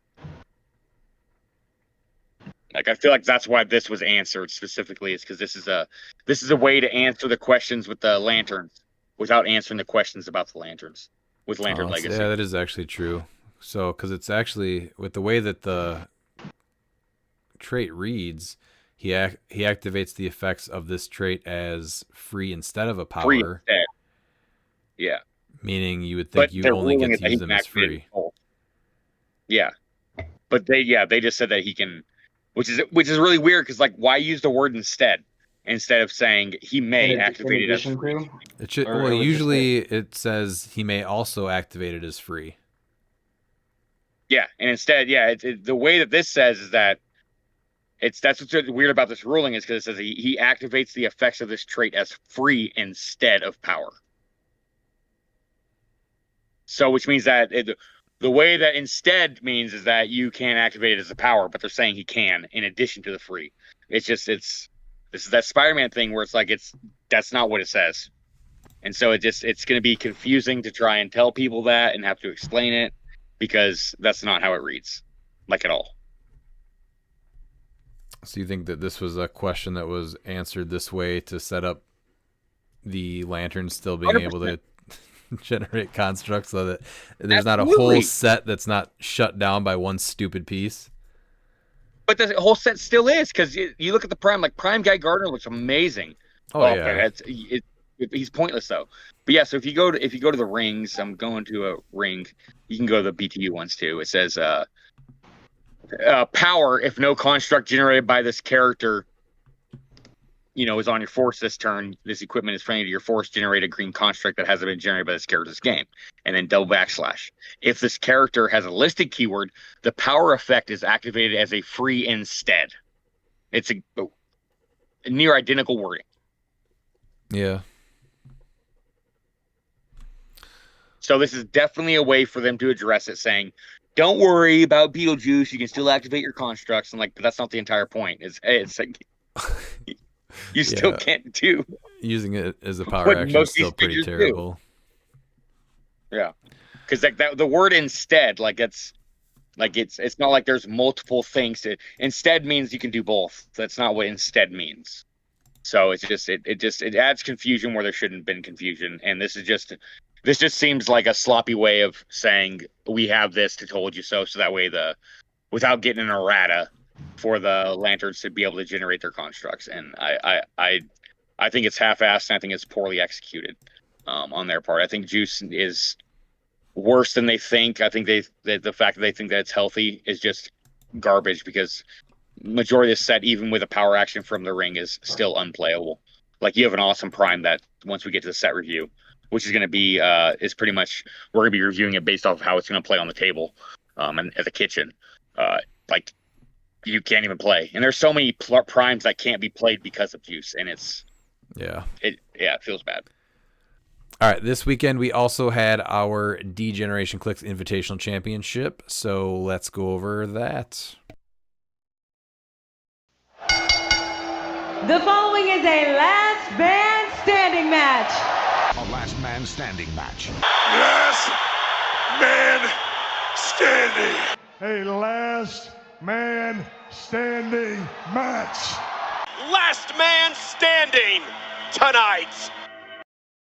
All right, first in 8th place, we had 8 players for this one, was Christine. So Christine played her 100-point Sky Tyrant with the +1 longsword, Prime Domino with Incandescence and Lightning Mandarin Rings, Ashley Barton, and then Nebula with Bucky's Arm, Commissioner, and Night Nurse. So I guess we should probably start with the whole point of this one, huh? So usually we do a generic keyword. There's 1 month that's a named keyword, but twice a year there's a multi-keyword event, and that's where you have to have 6 pieces, and each one has to be 1 keyword. So it was ruler, brute, scientist, either herald or deity, police or politician, and then I'm missing one. What is it? Assassin. Assassin's the other one, yeah. So that's what Christine built there. The idea was really just Sky Tyrant carrying up Ashley Barton, so you can't modify your combat values, and then just basically deleting people. I think she got up to 4 of her resurrection tokens. Ali, I think, saw the opportunity to hit with his piece on Domino, so Domino wasn't able to perform again. That's just a piece that you think should do a lot better and does not. She did get a chance at the Celestial shot and just missed it. She did. So, but dude, Sky Tyrant is so efficient, and with Ashley Barton is just, that was an amazingly brutal combo from the Queen. Yeah, it was a great combo. All right, and then I came in 7th, and we'll go over why that happened. I had 200-point Ultra Chase Collector with the Destroyer Armor, Soul Gem, and Liar Rings. Mad Jim Jaspers with the Spin Ring, and he was able to kind of mix equipment around on Collector. That was a combination that I wanted to do for quite a while. The 20-point Green Lantern Legacy with the Green Lantern Ring. A Thieves Guild member that I could give the Dream Ruby to turn 1 with Mad Jim. And then a Legacy Daredevil at 10 points with the Crimson Gem, and then a 5-point Friends of Humanity that just gets the +1 longsword for free. And then on my sideline for Mad Jim, I did Bloodstone, Darkhold, Dream Ruby, Emotional Modifier, Power Gem, and Serpent Crown. And then coming in, I think 6th place, Dan, that was you, right? Do you want to talk about your team? Yeah, so I played a full Asgardian team. I was able to make that work. So I played Gwen, Goddess of Thunder at 55 with the motorcycle. I played the Black Widow from War of the Realms at 50. I played Freya with the Trick Arrows, King Killmonger at 50 with the Destroyer Armor, and then Tooth Gnasher with the +1 longsword, and Darcy. And then my sideline was Heimdall's Sight. All right. And then 5th place was Oliver, who went in as the champion. So he picked Prime Colossus, did Prime Colossus with the Destroyer Armor, and then we got the Heralds of Galactus iconic set. So he actually put Firelord on his main force with Nightbringer and Remaker, and then had the other Heralds on his sideline. He actually played them really well. Since we did that video, he really understood them. So it was actually really cool to see him play this combo out. And then he had the Green Man Chase, D-Cell from Smash and Destroy, the new Deathlock LE with the Biogram image, and Wakandan Scientist for 15 points. And then those Heralds are going to be a staple. They are super cool. And how Ollie played a interesting but a great game with the Heralds. They do a ton in that format. And they do a heck of a lot more, I think, than what I initially had thought, just seeing him in action. Yeah, when you start, I think he had 3, a couple times he had 3 on the map at once, right? Yep. Because they just kept getting pinged for low damage. He was making correct decisions when to heal the ones, to keep them out, to bring more out. It was really well played by him. And that set seems super fun now. I can't wait to get it. Yeah, I really enjoyed actually watching him play play those pieces in our game. I'm glad he did. And then we have Ryan Harris, who played Zadar Sanan with the Destroyer Armor, Deathstroke from BTU, the 50.1, the 50-point Kong, Professor Moriarty with the Bloodstone, Chip with the Avatar of Towerette, and the Commissioner. And his whole goal was Zadar Sanan drops the armor when he leaves the map, or when they leave the map. And then Kong can pick up the Destroyer armor, and then Professor Moriarty is stopping people from healing with the Bloodstone, and then can power action ping anybody from across the map if they have a action token.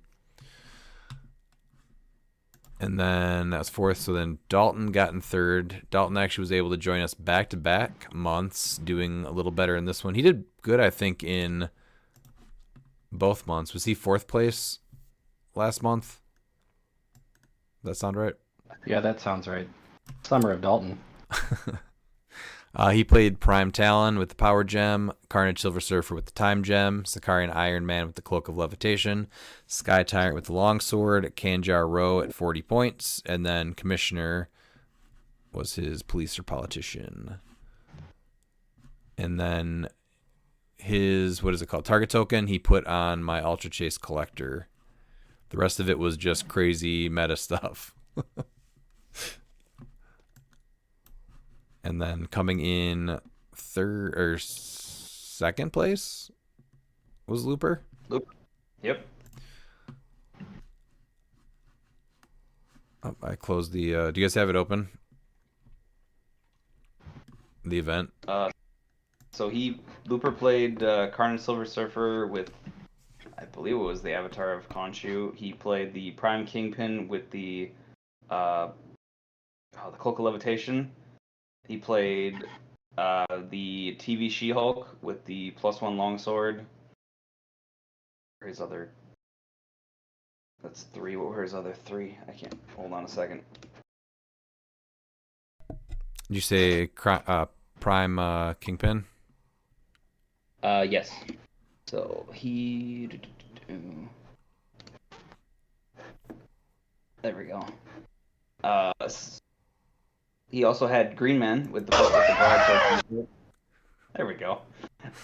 Ironheart from Black Panther at 30, and then Shadow with the trick arrows at 30, and then so I mean this was a scary team.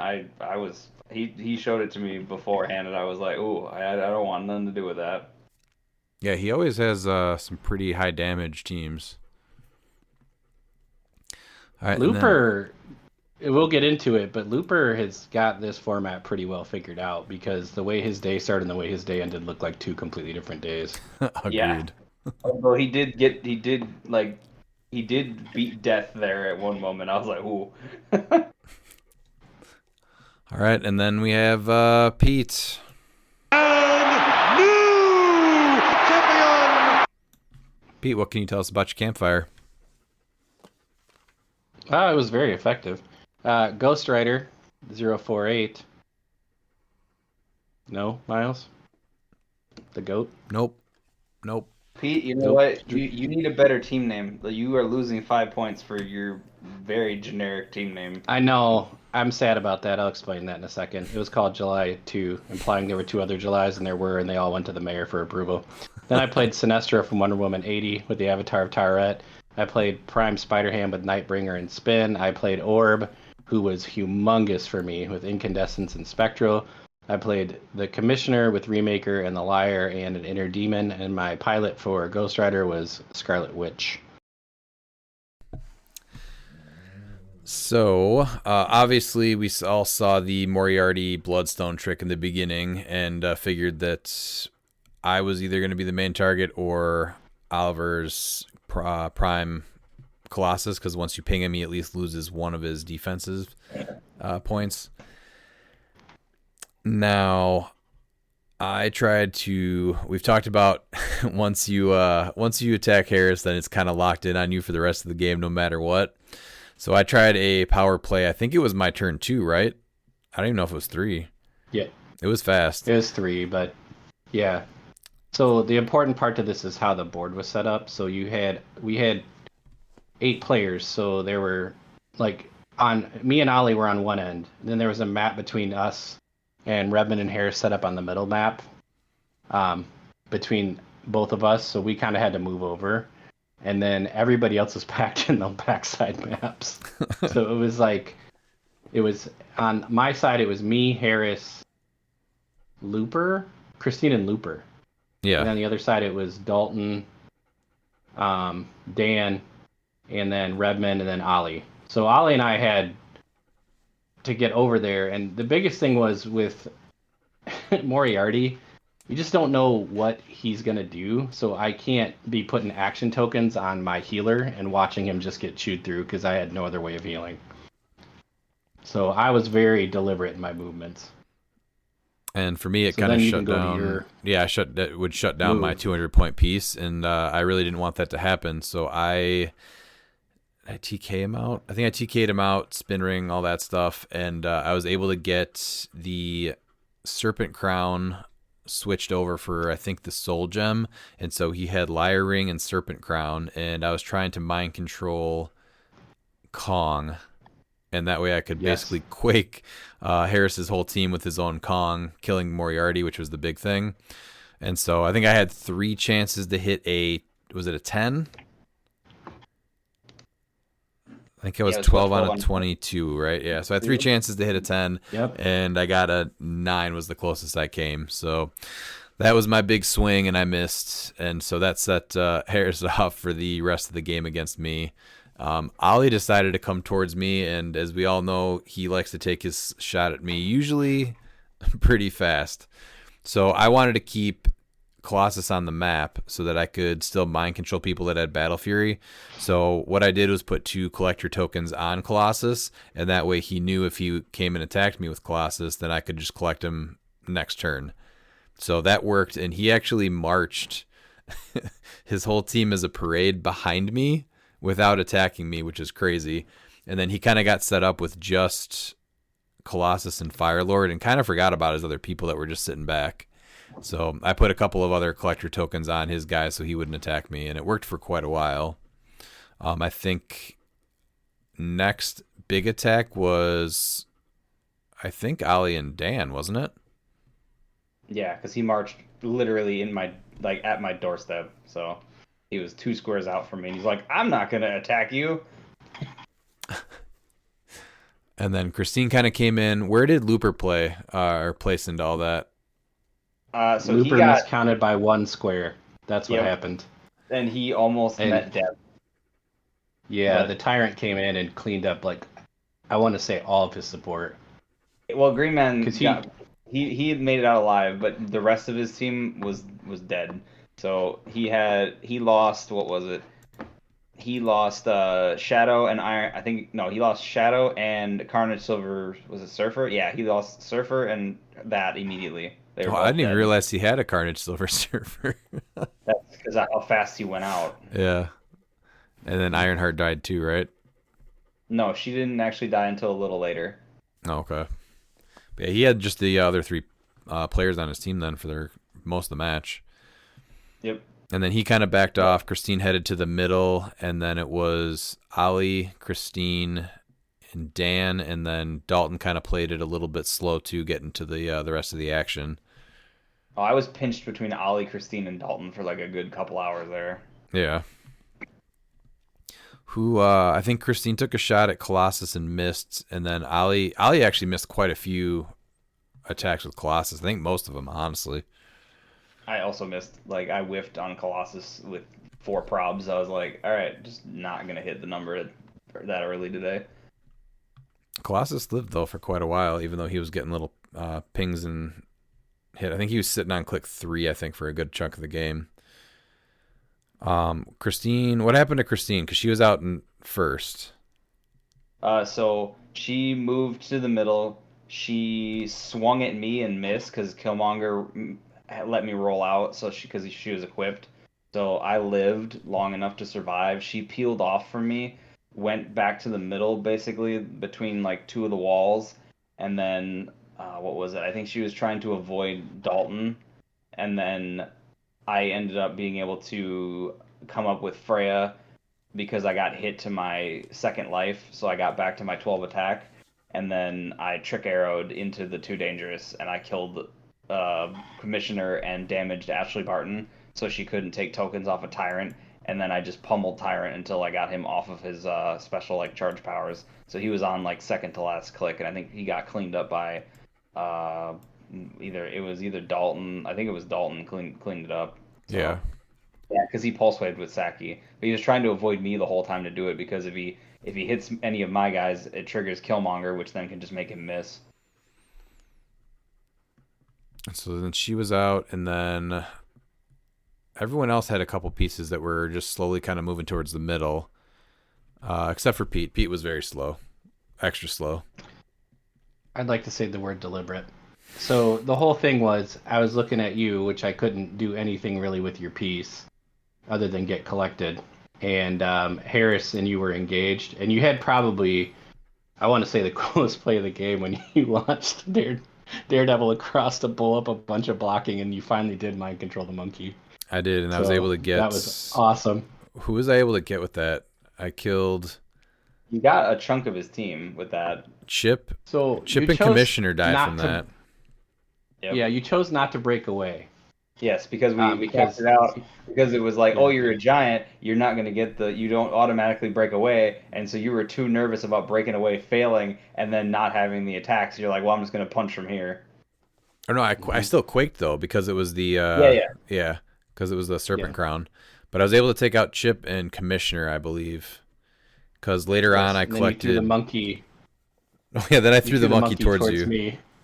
And you're like, why don't you go kill him? And I'm like, I'm good, man. Yeah, you guys sort this out. Hoping something would happen, and nope, Harris brought him right back to come get me. So I lost Daredevil pretty soon. Or no, he just got knocked off his first 10 points, and then I was able to take him away. He shot Deathstroke at me. I was able to collect Deathstroke. I lost Daredevil pretty soon after that. You got pulse waved by Ali at one point. Ali pulse waved me, Green Man. so I collected Green Man. I ended up collecting... Oh, and then, Harris threw his Kong at me, so then I was able to collect Kong. So those are my big 3 collections, I think, right? Was Deathstroke, Kong, and... Oh, and then later on I got Talon. That was big, because that took away Collector's range. Yeah, once you collected Kong. That was a hard decision to make, honestly, but I feel like getting Kong out of there for sure was still the best play, but it did hurt a little bit not being able to make those range collection attacks. And then I finally just sidestep, spin ring, charged Moriarty and got him. I think this is where I messed up, though, because if I have Steel Energy and I attack them, the Bloodstone drops. After resolutions, I should have been able to heal, right? Yes. Yeah, and I did not do that. So I think I messed that up. And then I also could have done the free action and healed after that too. And I didn't realize that my stop click later on. At that point, had well, you did. It kind of rotated over. You did because you collected the Bloodstone and then you blew it up. Mm-hmm. The later on though, when I was in that area with everyone, I didn't realize I was on my whatever stop click I was on. And then I didn't even realize I was on the lower one. But that part. Yeah, after all that stuff, because I did that immediately. So Zadar Sanan was left. I think that's all he had left then, right? Yeah. So Harris kept locked in with me with his Zadar Sanan, and then Looper came over and attacked me with his Kingpin, She-Hulk, and Green Man. And then it was basically 2-on-1 there. And then finally, Dalton decides to throw Talon at me. And I was able to actually collect Talon with a 2-shot. Because I think I put one on her earlier and then one on her when she came over. So I was able to get rid of her right away, which was huge. Because if I didn't have my stop clicks, that would have been even worse. Or my defense powers. So I had some good shape changes in the beginning. And then I think my single D6s kind of died at the end also. I missed a lot. So I got taken out Dalton. then.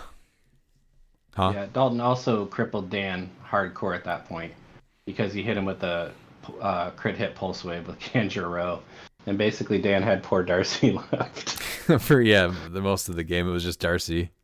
I brought him to second though because I think that's if Darcy would have gone out, would you have been 8th or 7th, Dan? I would have been 7th because I would have been out before you. Okay. Yeah, so Darcy just kind of wandered, tried to stay safe for a while. I was out. That crit hit pulse wave was pretty crazy, though. It was just like the Murphy's Law of like, what's the worst thing that could happen? Because like a regular pulse wave, I live and I'm fine. It was just the credit hit pulse wave was like the worst option. And so that left Pete with a full team, 0 attacks. He went around and cleaned up. Huh? Yeah, I don't think he took any attacks yet. You did eventually go around. Who'd you clean up? D-Cell and Wakandan I Scientist. just killed Ollie's. Yeah, I just killed Ollie's things that he just left back there and forgot about. And I basically ended up in the middle. And so the map, the aquarium map, it makes sense to me now that we've gone through it a bunch of times, but it to me is counterintuitive initially because everything is level 2, and then to me like there would just be pits, but because of the walls it took me a little bit to figure out. And Ollie kind of hid in one of the tanks for a while, so I was able to just take literally the middle of the map, and then nobody came at me. Like I was in the middle of the map and there was just nobody coming for me until Dalton finally started shooting at me as commissioner. Yeah, the fact that by that time everyone I think kind of had made their enemies and you had not made any enemies, and so instead of turning on you who had the biggest team remaining, everybody just wanted to finish out the people they were fighting, because after I got taken out, Harris and Looper were just kind of throwing fists at each other. Ollie and Dalton were throwing fists at each other. Darcy was kind of just watching the action, and then Pete, you were just left alone in the middle to watch it all too. Well, once I got the elevated, I could just use Colossus to energy explode everything next to him. Which you did. Dalton and Ollie's whole teams just kept getting... And actually, I will say, Orb did his 1-1 crit hit once, but he crit hit like 3 other times naturally. I knew the next night of dice was going to be a little rough. I was like, what are these 6s? What do these do? And that's why I pulled the backpack out, Pete. I was like, all right. Mm-hmm. So then...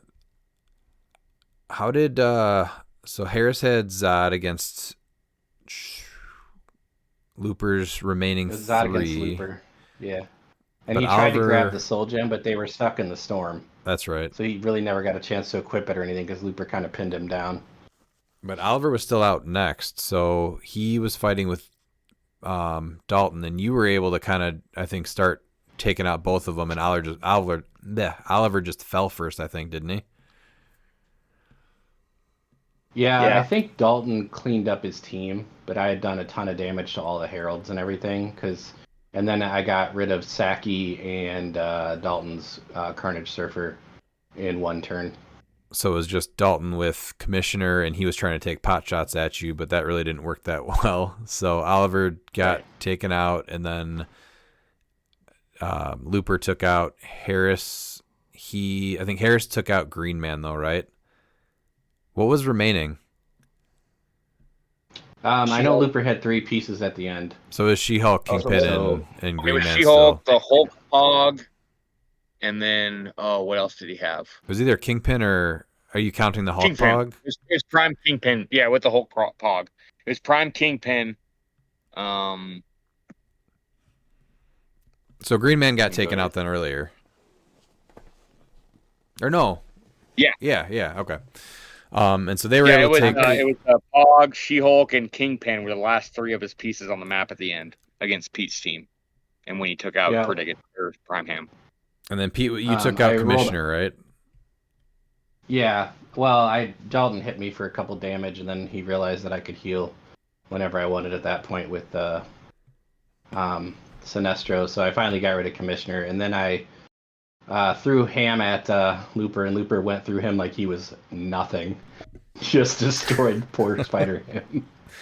So this is after Dalton got eliminated, came in 3rd. So this is just now you versus Looper. So how did it go now? You sent Spider-Ham at him? I sent Spider-Ham at him. I think Ham just whiffed. Looper then killed him, and then I know that I hit him with Orb one time, and then I hit him with... and then pretty much this Ghost Rider cleaned up everything else. So... I mean, She-Hulk was already spun once, so she came back. So that made that easier, because only having to kill her once. Like, yeah, she's good, but the big trick is, like, her being able to revive, so... It was good, too, because before you brought in Ham, that I thought it was really cool with you having your Commissioner and Rookie go at it first. They were huge. Yeah, they were huge for me. They did a lot of damage for me because they were also part of the ones that were shooting down off of the railing and killing things too. Oh, we didn't even talk about how crazy the tarot cards that were this month. They were big. It was just huge hit after huge hit. The one that took me out was Hierophant, right? Because we couldn't. Hierophant. The equipment one was a big turn also. That was a huge turn against you because I think that's actually maybe why you didn't heal was because that was up. I was able to heal one way or another that turn because Bloodstone. Or no, what was it? I don't think I could. I'd have to sell out to have been able to use it, so I ended up not. Yeah. And then the ones that turn 1s into 6s came up big for somebody. And then all misses or crit misses came up big. So, yeah, the tarot cards are back in a big way. We have not seen Death come out in a while, which I was just waiting for that to happen. Yeah, that was I did like that while the tower was up, Dalton, after he took the crit miss from Surfer because I rolled out with Killmonger, he then proceeds to crit hit pulse wave me. I was like, well. Well, Pete, congratulations. Thank you.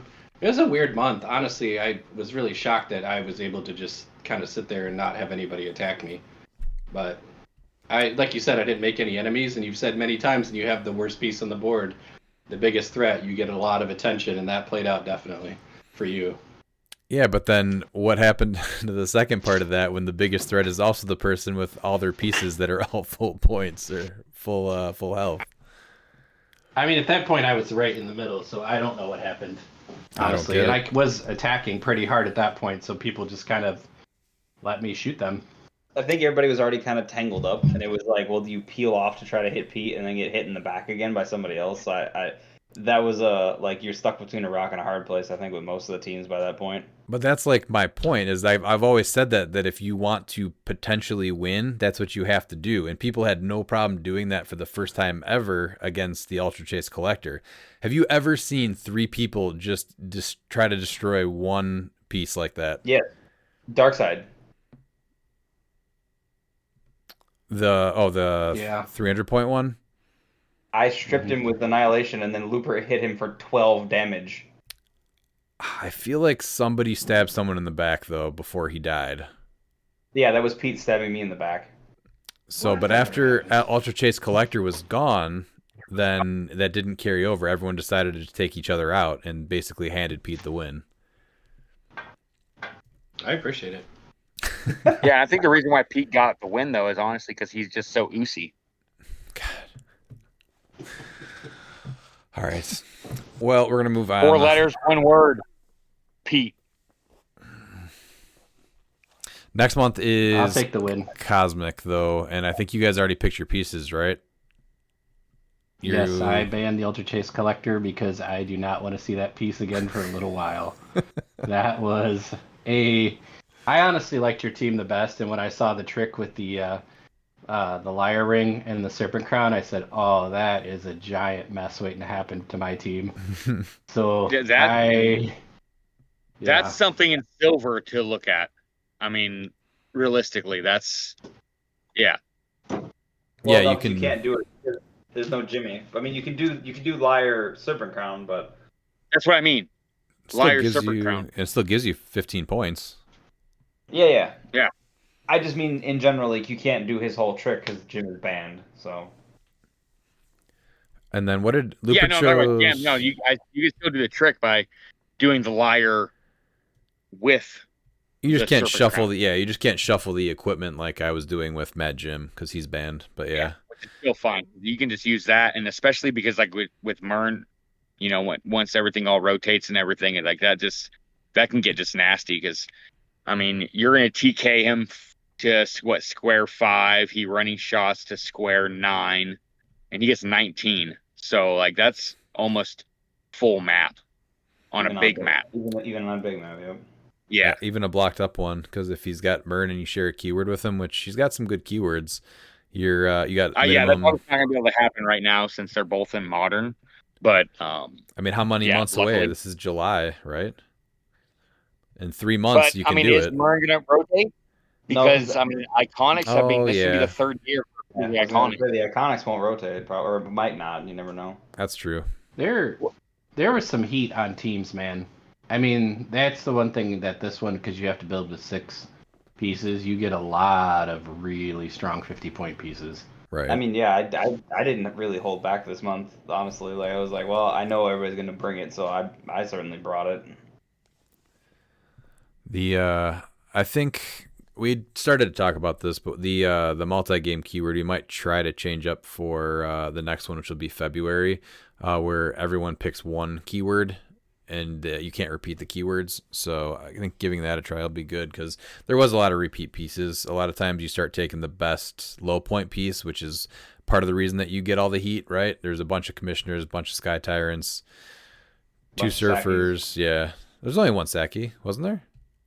Yeah, he's just a very popular, like, easy option. So. Right, yeah. So when you have to do that, then you're starting to take the absolute most bang for your buck piece that you can get. So I don't know. I think we might try that next time. That's going to wrap up the invitational, though. Let's go to listener questions. Your ass better call somebody! First, we have McConnell Lamar. Hey, gents. I hope you're all doing good. You have the ability to fix Beetlejuice, Rivals Respawn, and one other thing of your choice, but cannot ban early retire it. How do you do it? I like the range thing on Beetlejuice. I think just altogether taking away the Rivals Respawn rules, right? We don't need them. It's a cool map without them. Yeah, I agree with that 100%. And then I think the trick arrows from range is probably one of the other ones that I'd like to see. I'd have a hard time deciding between just dealing with the Ares thing and only making it adjacent or the trick arrows from range. Miles, what do you say? Yeah, with Juice, it's when they activate free, it's as a power instead. I think would be good. Dan's got another good one as well. Well, you're saying right now that that fixes the lantern issue, then, right? If that's the case. No, just that's part of the problem. You still, I think, all freeze would be activated as a power, so you could still do your poison if you want. You can still do your perplex or your outwit if you want, but it's gonna be a power action instead. You can, like the Black Lantern, for instance, Necron can make a Grave Marker with a power instead of a free action. Just so you actually have figures that can even team player. Like turn 1, you're going first. All right, whatever. I'll take a power action so I can actually take a team ability. Yeah. Something like, because it just defeats the purposes of so many fun pieces. And they go, well, then if you shouldn't even go to a tournament and play that. Like that's the worst mindset to be in. That anyone should be able to go to a tournament, whether they're going to win or not, and still be able to play their team, and it should still function at some level. Right. So, and then, yeah, it's pretty close. I mean, with Ares, I do like the adjacent. I like the trick arrows. I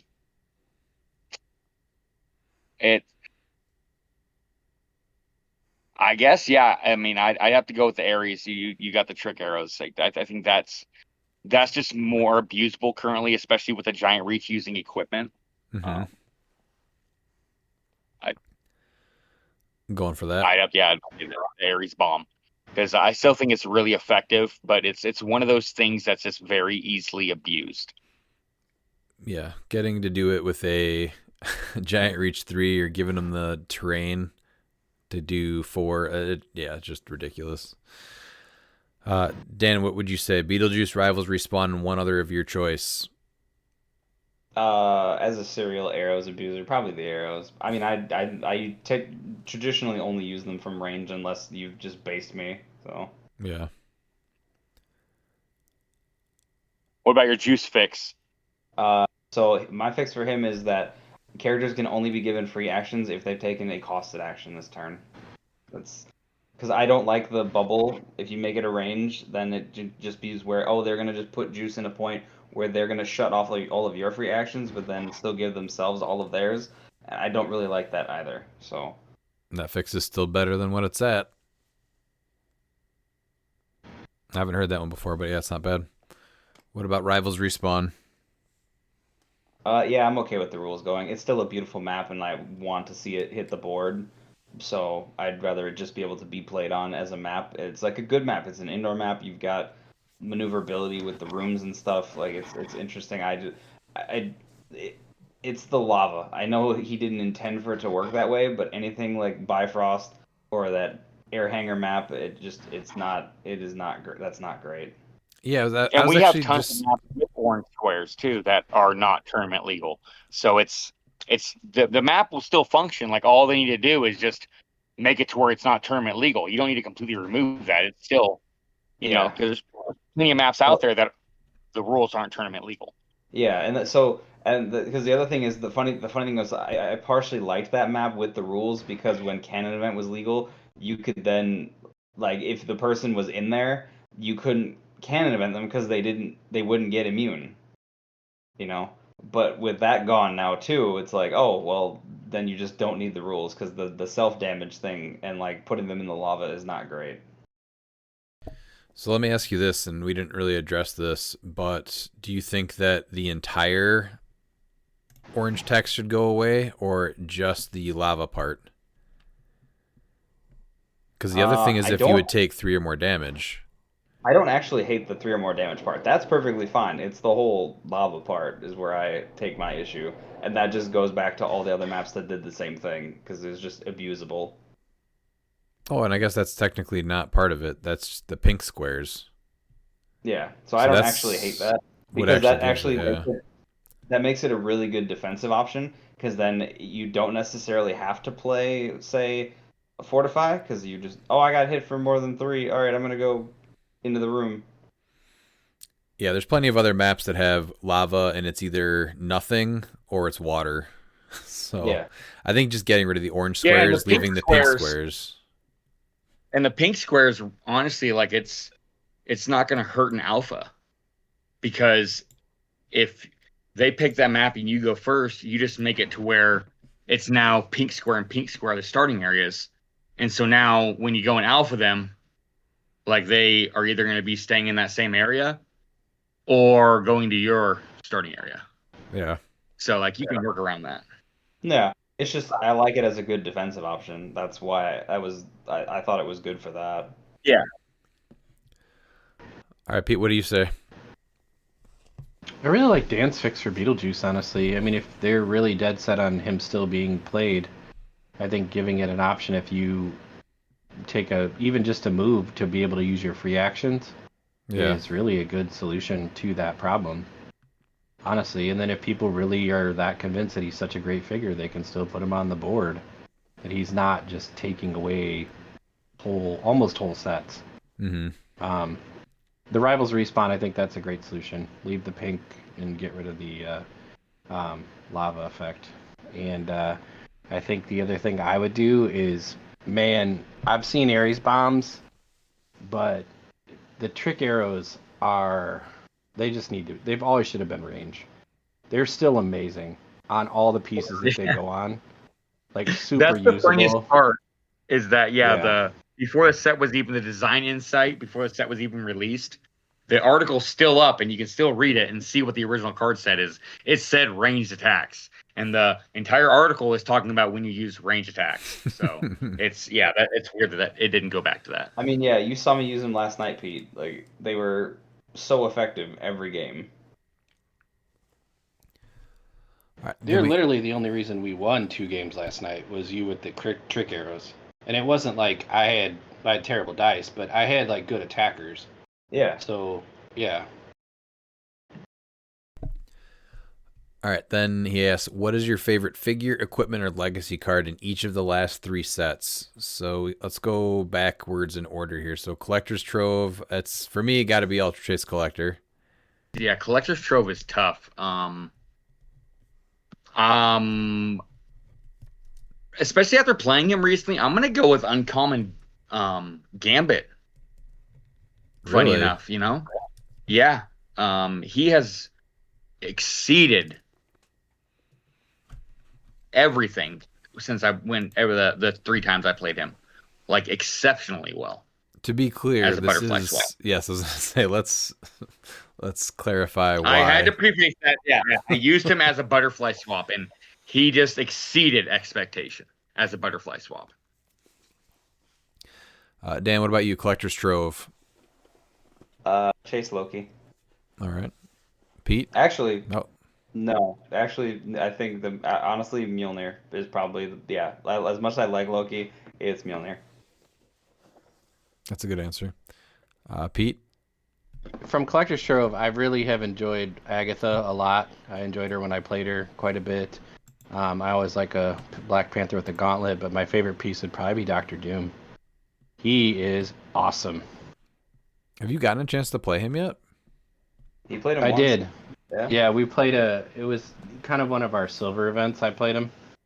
And he is huge, man. He does so much. I'm sad I missed seeing that then.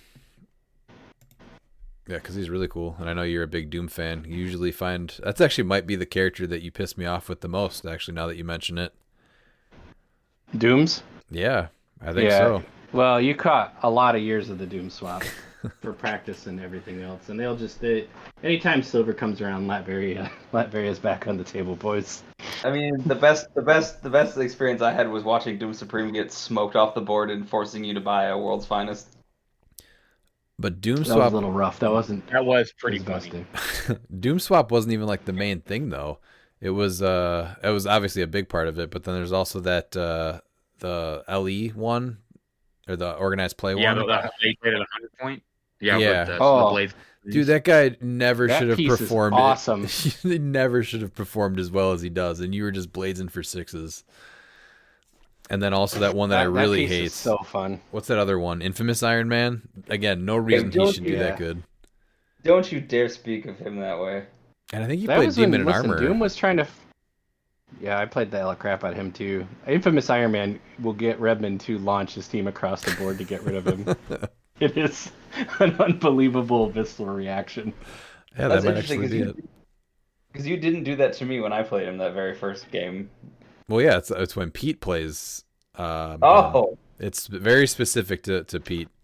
I'm sure that everyone has those characters. Great for me too. Yeah. Mm-hmm. All right, let's go to Spider-Verse. For me, Chase Mysterio. That's a good one. Yeah, this is another like really fun set that during Sealed and even during Adepticon it's gonna have to be Mr. Prime Ham.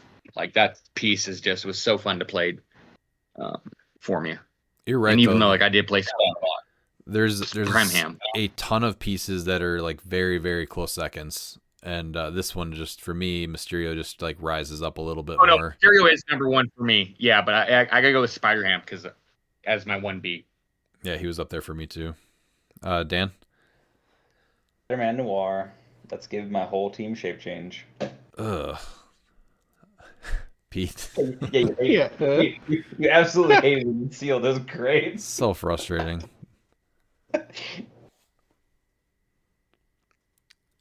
Prime Craven.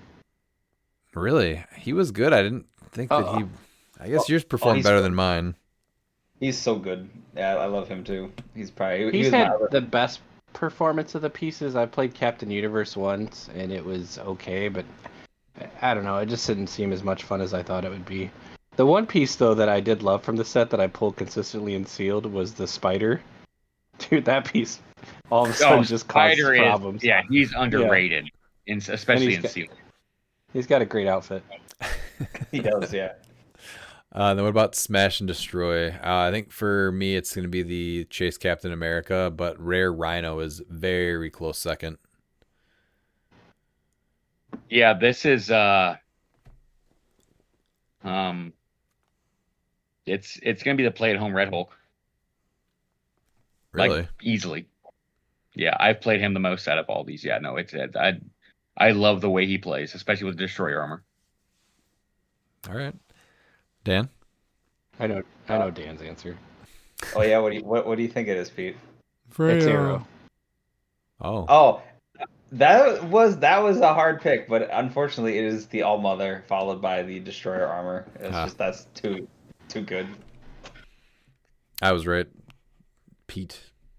You were correct. Pantsless A-Bomb Prime is amazingly fun. But I think probably my favorite piece is the guy that's coming to the meta by storm, and that's Primus. That's right. Yep. I like that you actually chose him. It's getting really hard to argue that he's not great, honestly, with where everything's at. Yeah. On brutes, especially on brutes. Well, yeah, ridiculous. you have to build a brute team. No, you know what? I'm glad that you're finally coming around, and now need to go to past episodes every time you said he is crap. I never said that. He was fine. I played him. I loved him in sealed games. I just didn't think he was going to hold up his points. But on brute is just too good. If you put him on a brute team, he's worth it. Dan hit me for like 8 one time with him too, which is still fresh in my mind. That was stupid. It was 8. I like too how he has no face on there, and so you can get like custom stickers, smaller stickers, and just like put anyone's face on it. How about just one googly eye?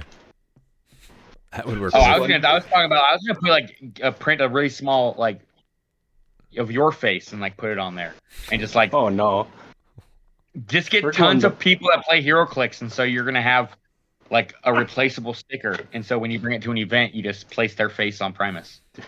Dude, 100% the Bookwood face that became the emoji in our Discord. Yes. Yeah. Yes. That's happening. All right. What retired game mechanic would you like to see brought back, and how would you rework it, if at all? I would like to see doors back. I think they're fine as they were, and I don't think there's really anything to rework because you can't rework dumb players. So, yeah, that's my answer. Still confusing. I actually want to see the captain, allies, and sidekicks come back, and I think that definitely. Yeah, because from Empire and then Future Foundation. Wonder Woman too. Wonder Woman 80. Yeah, Wonder Woman. Oh yeah, they had that too. Yeah. Yeah, I'd like to see it actually like play like a little bit more. Like I think they were on the right track, but they overvalued it. Could they just have people that share a keyword or make it a little more simplified? I feel like that instead of having it be like you choose somebody if you're a captain to be your side. Yeah. You can choose, something like that. Yeah, it just needed to be like a little more simplified. I feel like too. And they they went way too much into like a lot of the generics. You want to see like Robin be a sidekick, right, to Batman's captain, or even doing something like Foundation specifically, because you had all the Future Foundation kids as sidekicks. Yeah, that were able to give powers to their sidekicks, or captains that were able to give sidekicks other special abilities. Like, yeah, that's where I'd like to see that more into play. And I think that the probably change a little bit more, because I think like Captain would also work for like figures like Captain America or like Batman or Martian Manhunter, or Professor X, Cyclops, and so that way, like when you're building a theme team, like you're setting somebody up as a captain that's able to do it. That was my thought. Yeah, if I think you can completely rework it and just make it that much better. So like when he's on a theme team, like he's the captain, like you're able to choose 3 sidekicks, and like they each are able to use these different powers, or when he takes a power action, like they can move 2 squares, or something like that, to really get that captain and like leader more so than just leadership or mastermind. Like those are just powers. They don't really play as a leader. Yeah, it was a good idea. The execution just wasn't there. It needs to get reworked a lot, but it was a good idea. Dan, what would you rework? Probably the Arch Nemesis mechanic. That was cool. I liked that. Like, it was neat. Was it just too complicated, or it didn't happen enough, or what was it? It didn't happen enough, and I think they retired it like pretty quickly. But I think it was basically like if you KO'd the one with the other, you just got like extra points, which is an easy. Yeah, you got double points. Yeah, you just and you don't even need to do that. You could just like score extra victory points. It could work similarly to like the target, where you just, hey, I've killed you with the arch nemesis. Hey, I get an extra 15 points. I think honestly too, the arch enemy would actually work really well in competitive now, because you weren't able to play arch enemies on the same team. Yeah. So, like you can make them to where like you would think they synergize, but like they can't play together. So you're able to like completely negate a combo that somebody can create. Period, because they can't be on the same force. Yeah. The other thing is I So, want to once they're lay into primed. I want to lay into this as I think Miles was alluding to is that these figures need to be good on their own. These types of mechanics should just be like an icing type of thing. It shouldn't be like so much where their point cost is sunk because of that. Like where we overvalued this. Like no. Something like this should be icing. They should be playable on their own as like a character, so you're not relying on this mechanic to make them playable. Yeah, most of them were not. Yeah, And it was an unplayable mechanic to begin with. Like, let's no, be real. no, I know that. Yeah. I'm speaking generally for these like Yeah, retired. and I 100% agree with you right there. Yeah, it's just they overvalued what it could do, and just and made the figures unplayable by doing that. Pete, what would you pick for a retired game mechanic?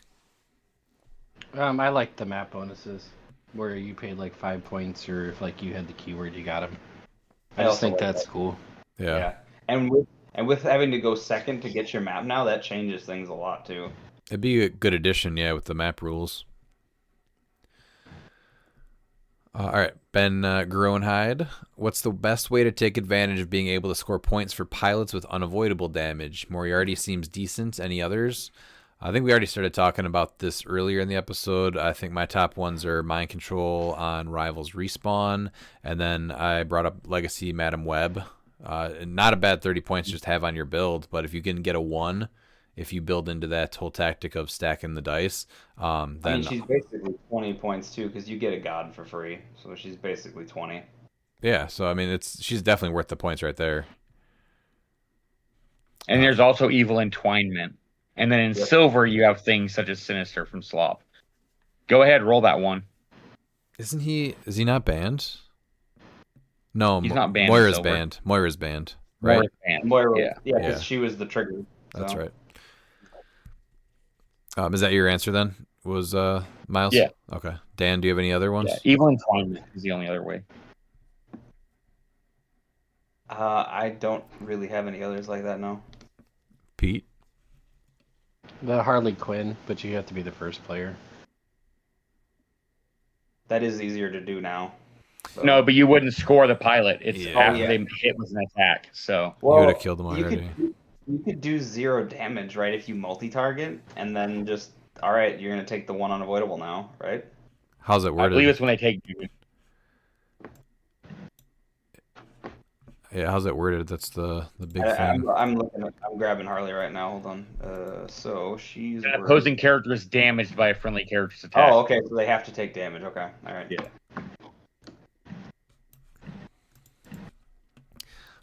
So yeah, I think that's all that we can come up with right now. Then we have Paul Cote. Is the unavoidable damage clarification more of a Spirit of Vengeance nerf than an actual errata? It seems more like someone just kind of saw Beetlejuice with the Kevin Loki interaction and then came to the conclusion it works the same way and just kind of supersedes the remove them without scoring clause. So Rules team was just like, yep, that's how it works.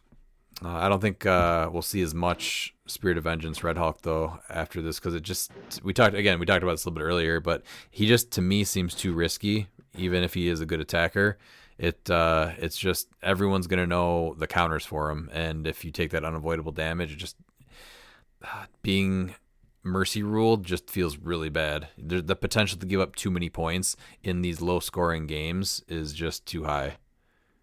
I still think he's really good. I'm okay being on the other end of this. I still think he's very, very valid as a one of your, I would say, your primary attacker on your build. So I just think I'm not saying that he's unplayable. I just think that knowing that like your opponent can get you to bring out your pilots, unless you don't want to, which is okay, that's fine. That's potentially yes, you can, but then you choose which pilots you come out with, right? Like I'll just pop out Beholder instead of Thanos. It's just okay. You still get 300 points. That's fine, but I will end the turn for I'll like he just ends the turn. Yeah, so. Yeah, that's yeah. No, that's fine, but there's also like I said, that's totally fine with that because like okay, you're gonna end the turn. Still being able to score them is just it's a crit miss. Like that's something that I try to eliminate when I go and play a team. Like if you literally if there's a team that like you stand 0 chance to go against, like I'm like or a strategy just completely destroys it. It's like I don't want to do that. I also am going to be the guy that rolls the crit miss. I'm not saying he's unplayable, but I don't think that he's going to be as played as he was about to be. I think that's the main point, is that you're thinking he's just going to be played less. And so when you're starting to plan on a way to give a piece unavoidable damage, he's already going to be viewed a little bit lower. And so building for him with tech like that, I don't think is worth it. I think you're better off just doing a super strength elevated terrain, right? Versus trying to add like a 50-point piece onto your build for a piece that's going to be played less. He's still going to be played, but the odds of running into one is lower. It's kind of a nerf. I mean, honestly, right? You just said it. For a great piece that's now he didn't need it. Be played less because the chance of just losing a game. No thanks. Yeah. I'll lose my game on my own terms, thank you. All right, and then follow up. Does anyone have a Professor Moriarty for trade? Well, after this weekend, Ryan Harris does. I think I actually have 2 Sherlock sets. Paul, I will look for it, and I believe your brother Jesse, is going to be there at Clix Camp. So if I have the extra set, I will bring it and I will give it to him to give to you. What are the spiciest teams to do well in the CLW? I like that the Beholder team, honestly. I don't think it did great, but I liked where the idea was. Yeah, and he's still like a newer player and everything, so I think they're still like, I still think that team has legs. Paul Cote winning an event with Panda Pool, I thought was hilarious. Did we miss a week? Because I feel like we haven't covered the CLW stuff in a little bit. We have covered the first couple of them, I believe, maybe 3. I think 5. There's a few more. Yeah, there's just 5. Yeah, we have a few more stores. I think Matty G actually just won his. Yeah, he just won his event. And I was watching that. I don't know if Matty G's listening, but man, don't you feel bad? I watched it. 2 of the top 4, Matty, were like, children. It's not fair. When was that event? I tried. I'll find it. Yeah. I think it was last weekend, actually. Yeah. I looked up the Clix League ones, and that was the only 2 that came up for recent ones. Are you sure that wasn't an older one? It just popped up, so I thought it. Did they not use? Might have been like where probably someone might have commented recently, and so it popped up. Oh, maybe. I think that was maybe an earlier one, because when I was looking through all of the events here, because you can go to the circuit, it still shows up in the circuit, and then go to past, and there was 2 on July 13th and 2 on the 12th. Is that right? 3 on the 12th. Yeah. That sounds right, yeah. So we did, we missed a few. We did. It looks like 12. Only one person went to that one. Which is the one that Matty G went to? The one on July 12th. Here it is. Yeah. So he went 5-0 with Leave Me Alone. Prime Colossus with Destroy. Oh yeah, it's pretty much. Again? Is it Old Town Hobbies? Yes.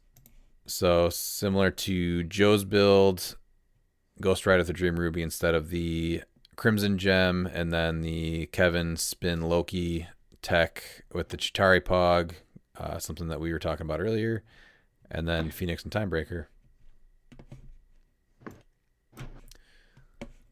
Second place was close, though. Second place was Collector, Broadsword, Captain America Shield, Motorcycle, so High Defense Collector, and then Kevin, Legacy Panther, and the Phoenix Pog.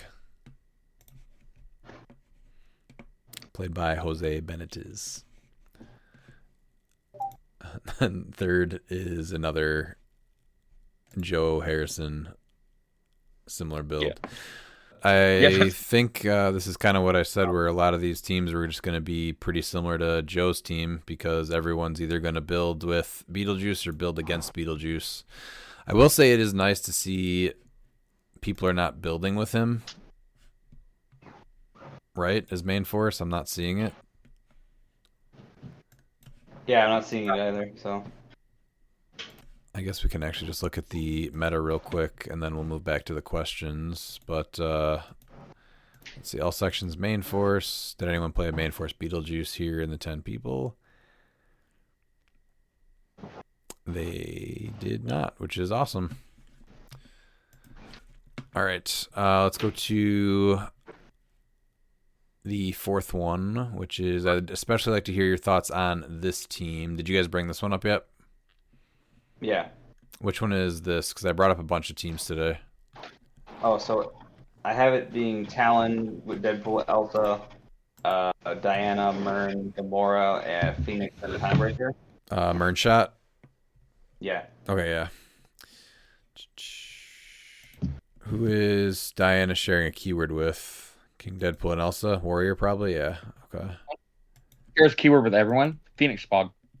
Yep. Oh, yeah, good point. But it is Warrior, too. And that's probably the only person that you're bringing up is... Ooh, Gamora's an assassin.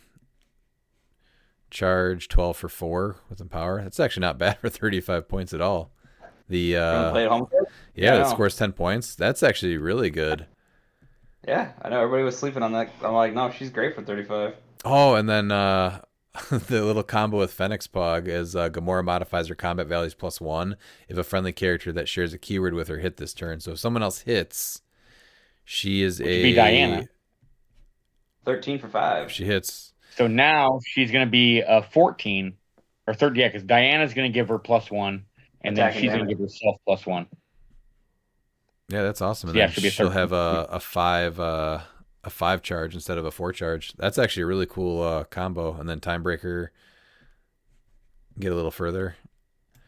Mern with flight and toughness, not bad to carry somebody. And getting a reducer so you can't poison him or knock him back is also not bad for 5 points.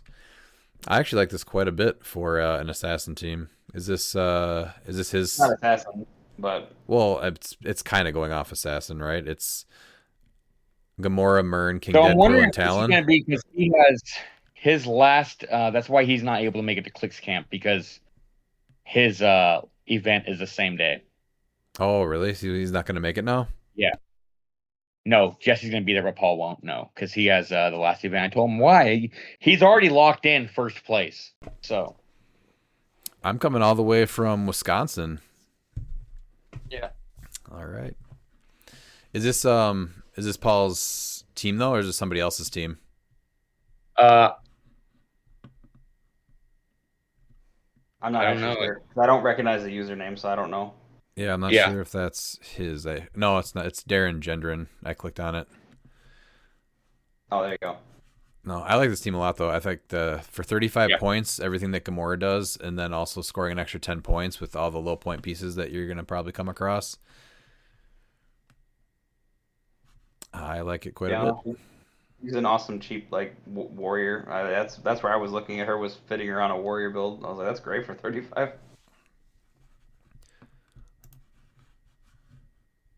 All right, and then I think that was Spider-Ham won 2 event finals. Is he even considered spicy anymore, or does he deserve to be just called a solid meta piece?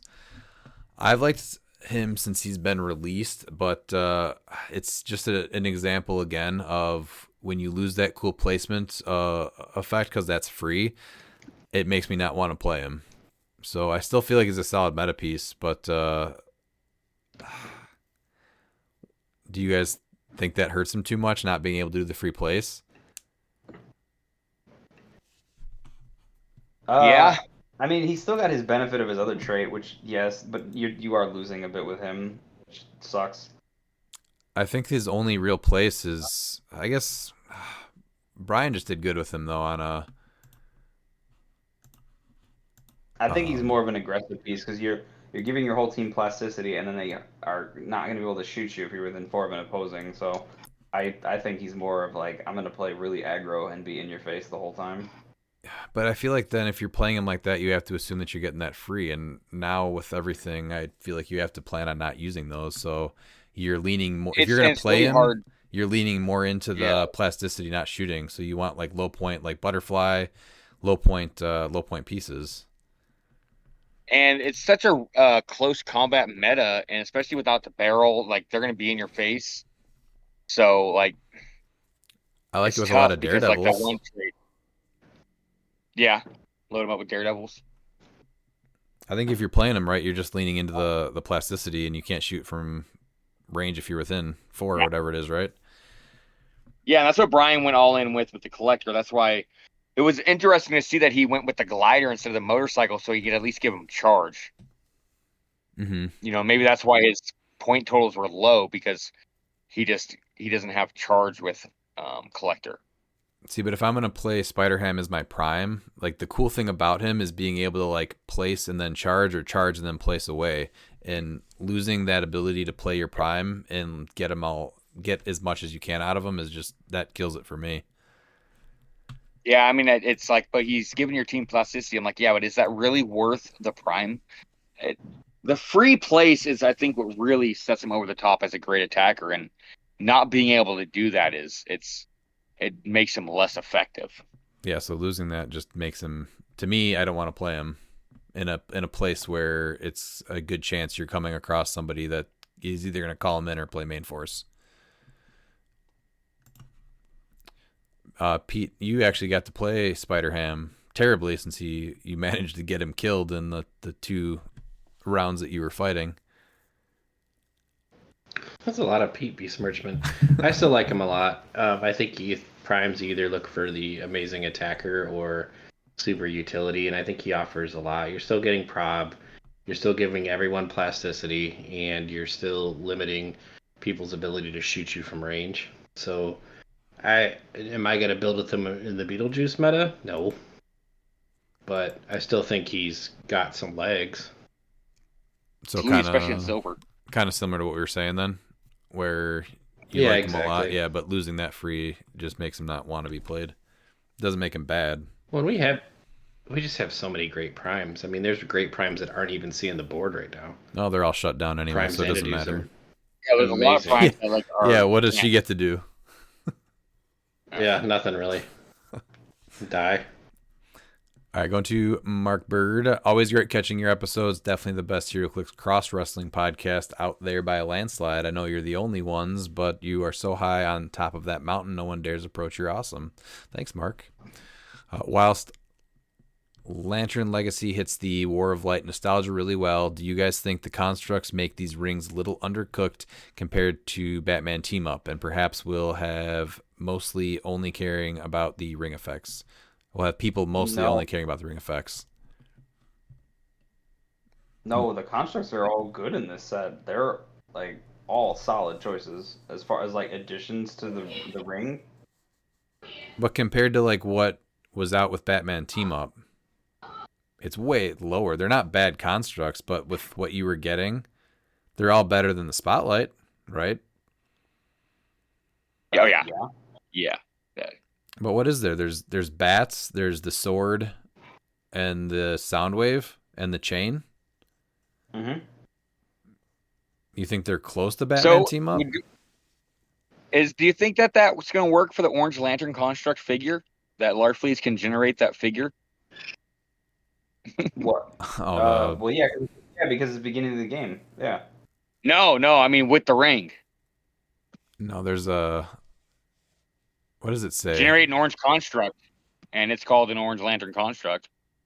No, it's the Recruit or something. What is it called? Orange Lantern construct. And there's no Orange Lantern that's the actual construct? Yeah, that's what the figure is. Yeah, it's not Recruit. It was misnamed in HC units originally. It got changed to construct. Oh, okay. Yeah. I just thought they're cool, but I'm actually looking more forward to just throwing them on my silver builds and having more choices in silver. I'm just not excited to play them in Modern when you can't even do them as free actions. So maybe that's another reason they seem underwhelming. Yeah. But I'm more looking forward to having, what is it, 3 or 4 more on whatever color lantern I'm playing with for silver. Oh, you can't play the Batman team up and this. They are the same reason why you can't play the herb from Wakanda 400 and the herb from Black Panther. If they have the exact same effect, you can only have one. No, I'm talking about having like 3 or 4 more constructs to add to whatever constructs you can already pick, not playing 2 rings of the same color. Yeah, I wish you could. That'd be nice. Yeah. I mean, we have a construct in Soundwave. I mean, that's pretty cool. That is cool. When I saw that, I was like, "Oh, what does this thing do?" Pete, what were you gonna say?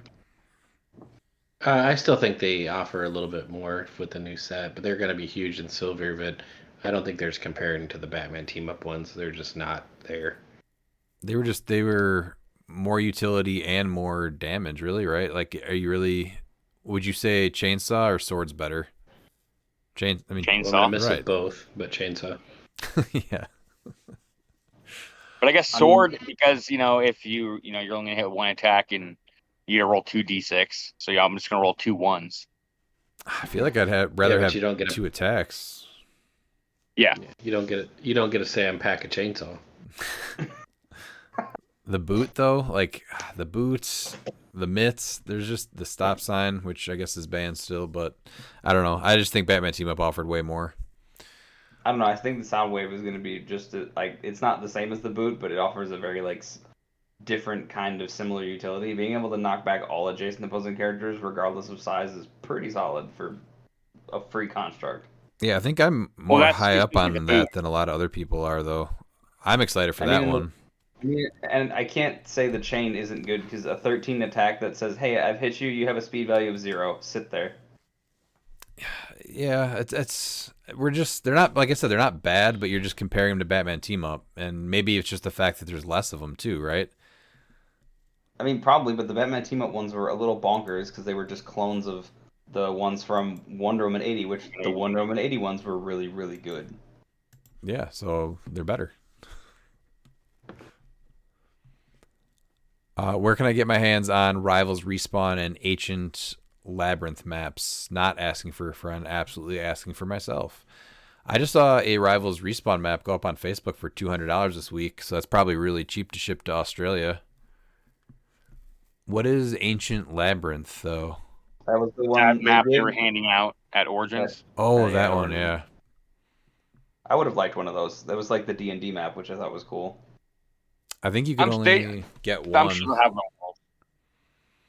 Honestly, I wouldn't be surprised if that map gets banned. It's really bad. Yeah, there's 6 spots for year. Yeah, that.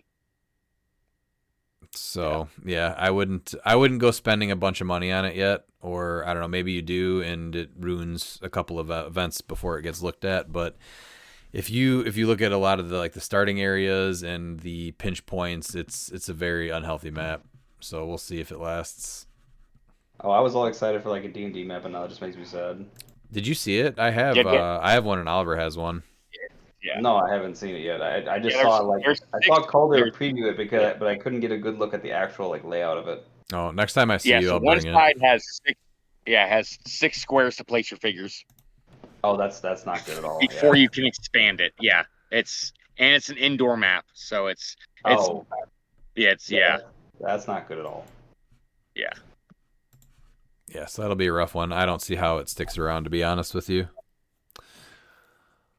Because I know you guys like playing The Price is Right. How about we throw out some dates to guess when the release of Heralds of Galactus will occur? I'm going to go with August 27th. Because we just got the release date for it. Shocker. It's going to be August 27th. Looks like I win. You have to pick the 26th or the 28th day, and you can't pick the 27th. It says The Price is Right. What, if I'm just Bob Barker? Then I get to make the rules. Then you get to hand me my prize. I'm not handing you a thing. Well, you got fired then. I'm gonna go August 28th. On the off chance that it gets delayed one day and I'm right and I get to put my hand in Dan's pocket. Why are you putting it in my pocket? Because you're Bob Because Barker. if you got it right, you got $100. Well, everybody. Fine, I'll put it in Dan's underwear. Okay, I'll leave your pocket alone. Everyone knows that it's $100, and Pete will put his hand in your pocket. Oh, I thought it was $20, Oh. but okay. $20 is $20. 100 max. It could be less, but $100 for sure, guaranteed. This is negotiable. Did anyone catch AEW All In? I did not. Did you guys? I didn't either.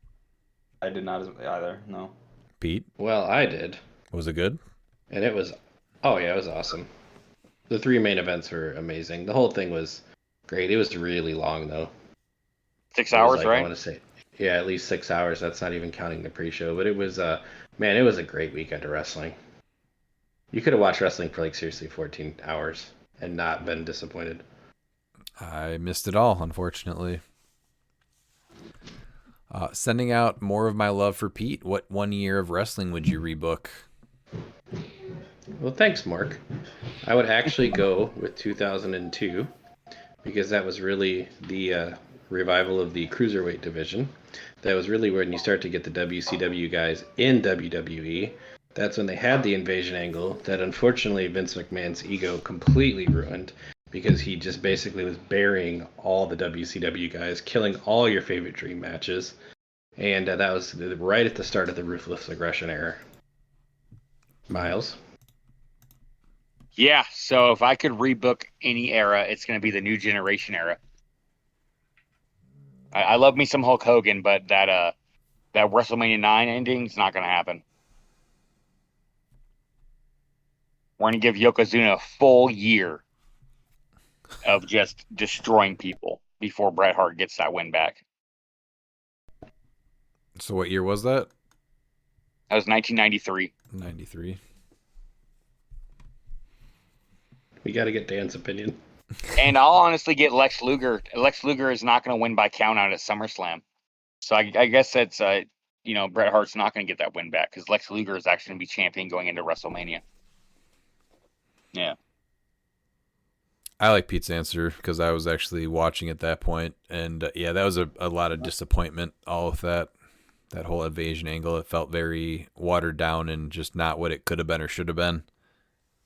I really implore you to go ahead and look up the World Bodybuilding Federation that Vince McMahon created, and then I think you're going to really change your mind that 1993 is the year. They had like their bodybuilders with like machine guns killing ninjas. I'm sure. Well, that as sounds their awesome. posing.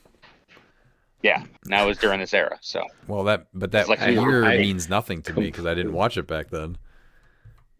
that's why I'm rebooking it to get people like you to rewatch it. For me, like 2000, 2001 was like what I loved about it, and then we go to 2002, and that's where some of the biggest disappointments really started to set in.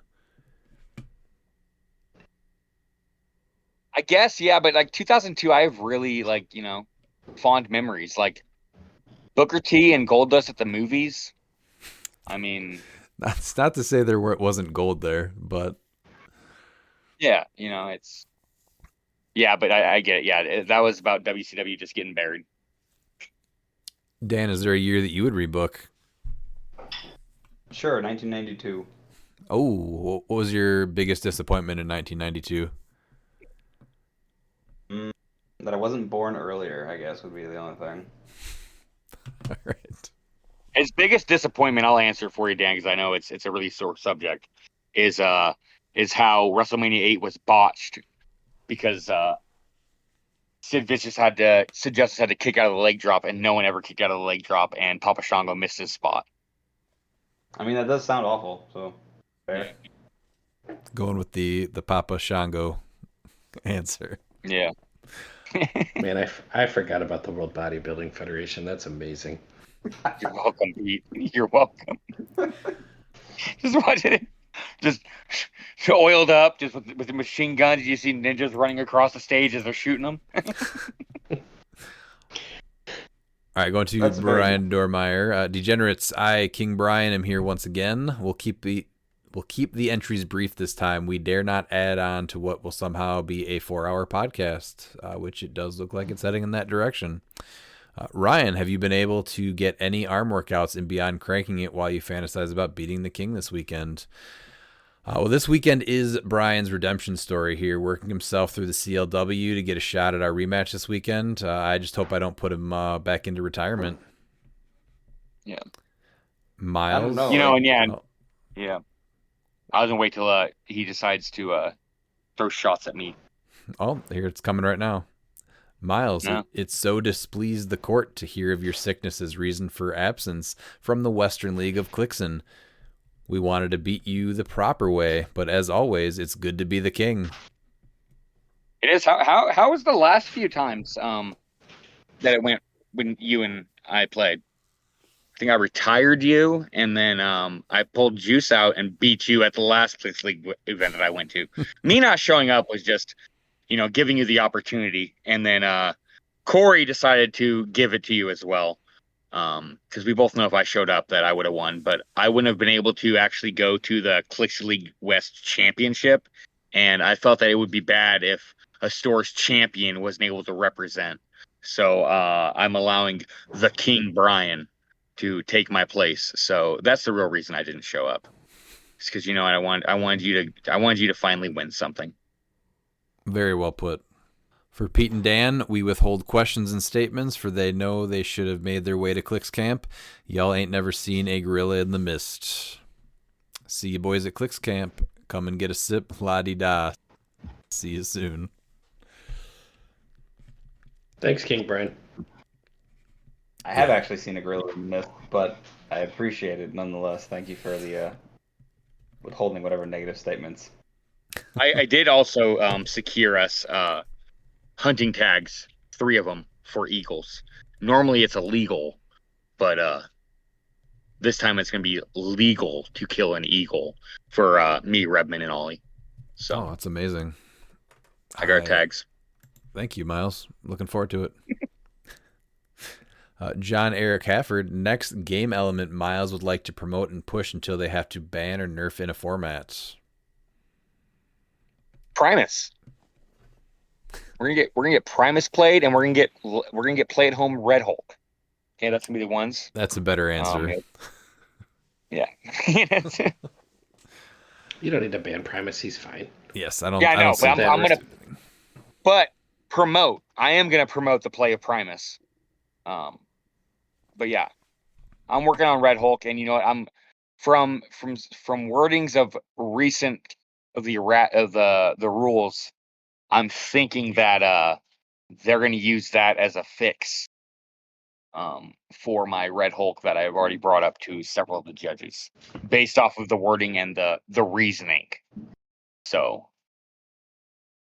the Spider-Man ruling, I'm like, okay, that I'm pretty sure they're going to change the wording of something so that I can't do what I want to do. So that will be the next fix. Okay. We'll see if it's accomplished then. So far, all of his stuff has been, because Donnie Blaze is banned in silver, the barrel is now banned, a perma ban, and that's a pretty good track record. Spot. Yeah, Spot got the crispy nerf. No. All right, going to Peter Marshfield. What up, chum? As I post more and more of these older TV shows, I'm learning just how much of a small margin of the Clix community my personality fills. So here's a proposed question for you all. You've each been entered into a contest to design a character for an upcoming animated show. The show is titled Defenders of Terra. The ultimate villain is an amalgam of Vince, my quads, McMahon, Monstar, and Mumra. His goal is to submit Terra to his tyrannical rule, as this is the last planet in the known solar system that has not submitted to his rule. When he has completed his kaiju villain transformation, his only weakness is the combined might of all your characters. Your job is to each design a character, and the character must meet the following criteria: have some basis of their design of a wrestler. It can be from any era. Have some of their powers based on either an amalgam of 2 animated television characters or at least 1 animated character and a DC Marvel character. Report back with your character and bonus points if you have an image. Your foe's appearance is included in the replies. I did not have time to go through and do this. I think, Miles, you said you did? Yeah, I did. Yeah, and I sent him the picture of it. So it is a rock ape supreme. The characters that's going to be based off of is Igu from Herculoids, the rock ape, and Doctor Strange. So he's a ape supreme. And the ape, obviously, you're going to be putting that with the basis of the design of the wrestler. Can be from any era, and we're going to be going with the rock and roll wrestling era of 1985 to 88. And you can also say, I guess, part of the new generation when he rejoined the WWE and wrestled Undertaker at WrestleMania. But that's the guy that main evented WrestleMania 2 with Hulk Hogan. That's King Kong Bundy. That's why I have the ape basis. Full circle. So he's the ape supreme. All right, good job. And it says the Defenders of Terra, which represent Earth. And so the rock ape is going to be representing Earth, because I'm like, all right, so maybe we go and we each pick an element. And so as the ape supreme, he has full control of the Earth. I like it. I was starting to think of something with water and Brock Lesnar, and that's about as far as I got. And then I thought Triple H spits water, so what if Triple H was water and he spit people? Huh? That's about as far as I got, though. I like it, yeah. Yeah, they're probably not great ideas. I'll try to get back on that one, Peter. Dan, did you have something? I didn't. No, this is one of those where I was like, I put it up, and I'm like, I have like 45 minutes that I'm going to have to circle back around to this one, Peter. I like the idea, though, but I will have to circle back around. Actually, Miles, you're pretty good at the AI stuff. Do you think you could make me a like Hydro Man version of Triple H that spits people, like real people? Yes. I'm doing that right now. I'm getting it right now. So he's not the purple people eater. He's like the whatever people spitter. Well, if he's a person that spits water, now he's water that spits people. I feel like there's something there, maybe. And that's a power we haven't seen before, right? Have you ever heard of a superhero or a supervillain that just spits straight people? It seems pretty good. That sounds just very unhygienic. I knew a couple that could swallow people, but that's it. Damn it. So with the advent of the upcoming CCOs, I have 2 more serious builds. Builds also included in the replies. Oh, he did say, I will admit last week's build was phoned in, was trying to go for the imitation being the sincerest form of flattery, but apparently I can't even get that right. Sorry, Joe. Yeah, let's see. Well, hopefully these are better and not worse than last week's, Peter. Shoot, do you have the first one? Yeah, so it's cut my life into pieces. So it's Prime Colossus with the Destroyer, Zodder Sanan with Khonshu, Diana with Hell Cycle, and then Kong with Gaia. Sidelines Fortify, You Wouldn't Like Me When I'm Angry, Ares, Chthon, Gaia, Khonshu. It's like it's hyper aggro, but you're only getting the one piece over there. I guess potentially you could do enough to get the trio over there as well. I guess if that's what you're going for, right? You blow up enough terrain where you could pop the trio out on the other side of the map. So you could attack with Diana, yoink maybe Colossus or Kong over, and then drop the trio in there. I mean, if you're going all in, I guess that's the way. But I think the only thing it might suffer from is the lack of support. But again, we've talked about this recently, or maybe just me. But it's really just going to be point and shoot at this point with Beetlejuice. So that's kind of what this team does. And then you just bring in a 4th character that does the same thing. So maybe this actually works. Right? I think it's hyper aggressive. I think it'd be fun to play. I think that's what it's really going to come down to at this point. It's triple H2O. Yeah. There you go. Can you post it on the Facebook? Yeah, I will. It's triple H2O. That's pretty good. What do you guys think about this build, though? With the stupid place that Modern's at, I honestly think this could be fine. Yeah, because you're not really doing anything that Juice will shut down, honestly. Nope. Besides, well, with the trio, if you can place them adjacent, they can just flurry as a power action, so that works. Yeah. Yeah, the one thing it doesn't have is full map reach with Diana. Yeah, because you don't have a TK. That was the thing I was thinking. I'm like, you don't have a TK, so how are you getting all the way across? It's worth it probably just to take off Kong. I think you're asking too much for that because like you can take off Kong and because you're gonna be able to destroy the blocking and everything with Colossus, and you can just get some TKs. So that way you can get Colossus all the way across the map in an alpha instead of if you're first player. Like I'm not scared of you because I know you can't get to me, so I can just pass my turn, and then I'm gonna have the alpha and I'll be able to hit you. How does he not have full... Oh, you mean with Diana specifically, not the person that she brings over after making the attack. I gotcha. Yeah. Yeah, she won't be able to make the attack because she doesn't have full map. So you just look at that and be like, okay, they don't have an alpha, so I'm gonna choose map every time against this team. Yeah, because then you're safe as a second player. You're like, this is fine. And then you're just sitting back and not doing anything?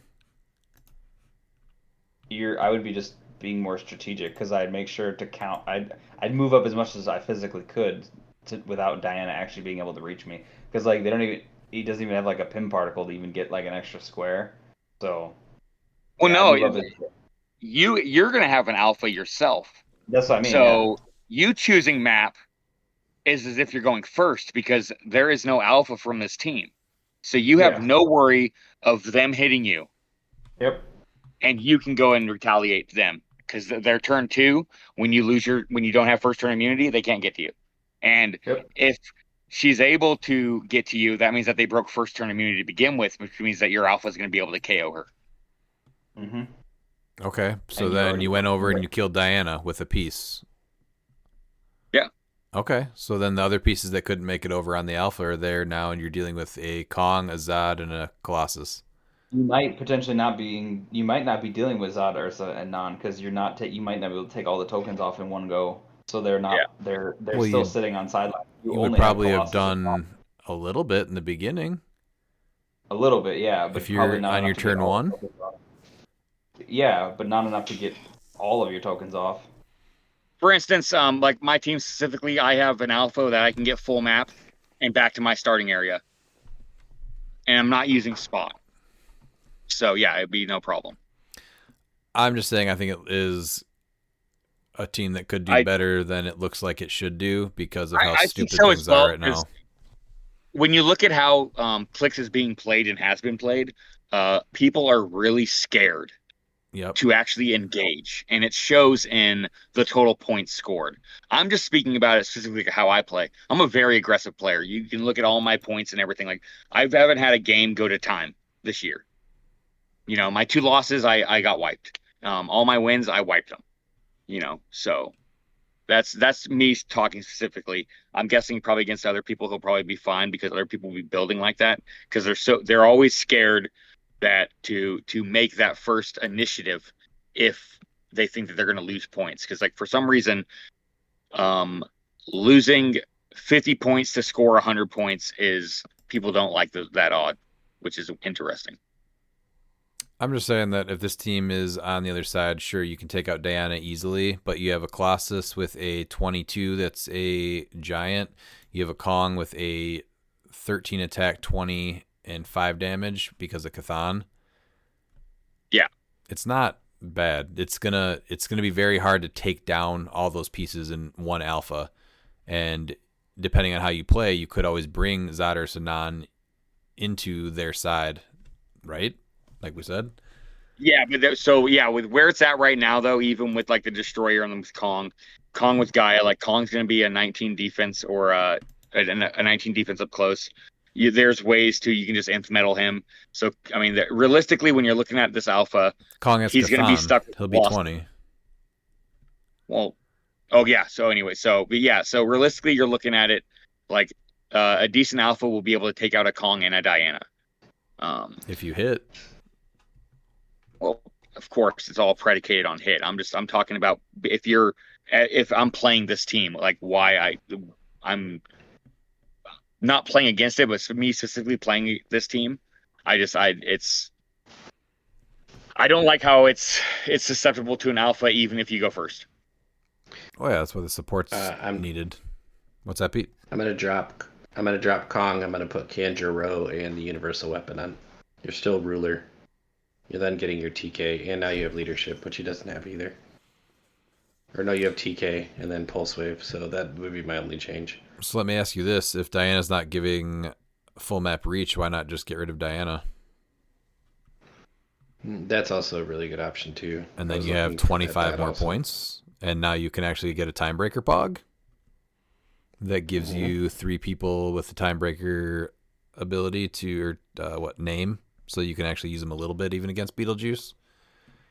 Yeah, I think I like that even better. And on the chance that you can kill Beetlejuice or they're not playing them, you can bring in more timebreakers. Just an option.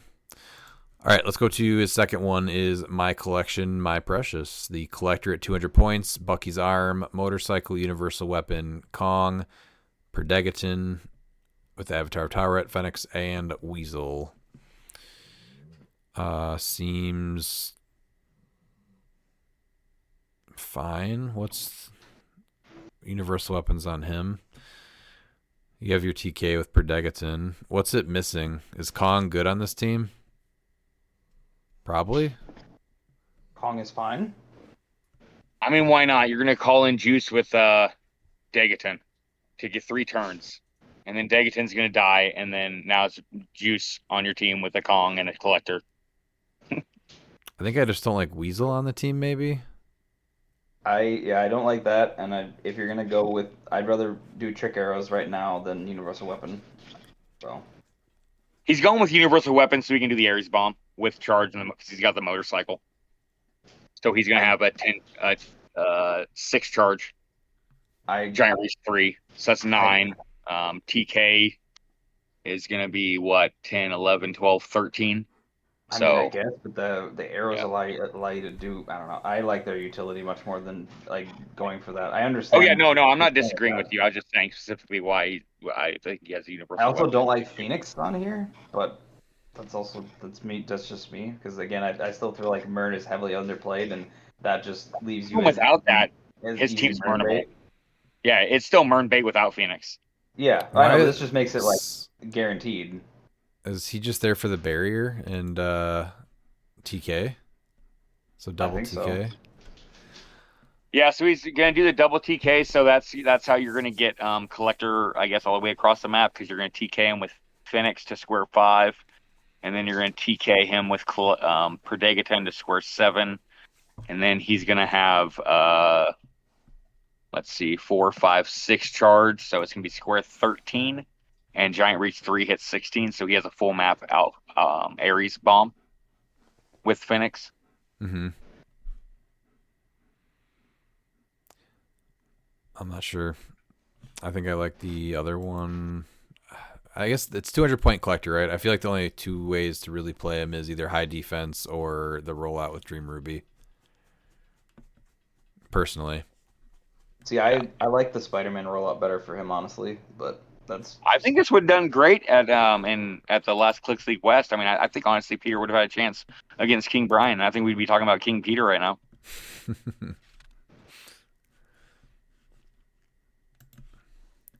Is there a better 10 points than Weasel? There has to be, right? Weasel's really good. I just don't know if you want to carry him around and just give up the 10 points right away. He's very easy to just get rid of if you're carrying him up. Yeah, that's what I'm guessing you're trying to do with Collector. The thing is that he's giving you a +1 attack without using Perplex in case you can't.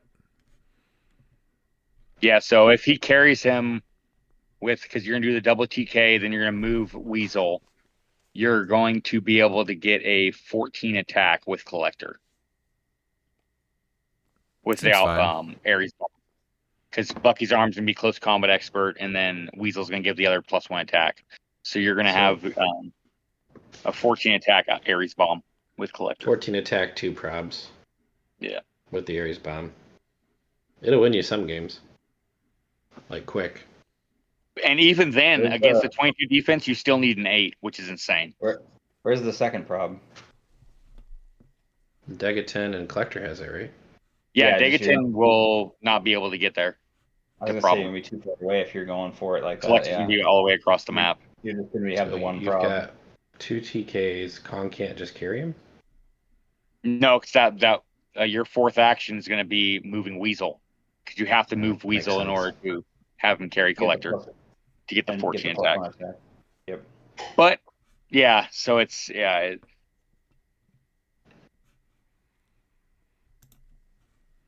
That's why I don't think I'd do the alpha from Ares Bomb. I would start with like Collector's a range piece for a reason. I'd start there. That's why I think I know Universal Weapon is nice, but I still feel like the arrows are more useful.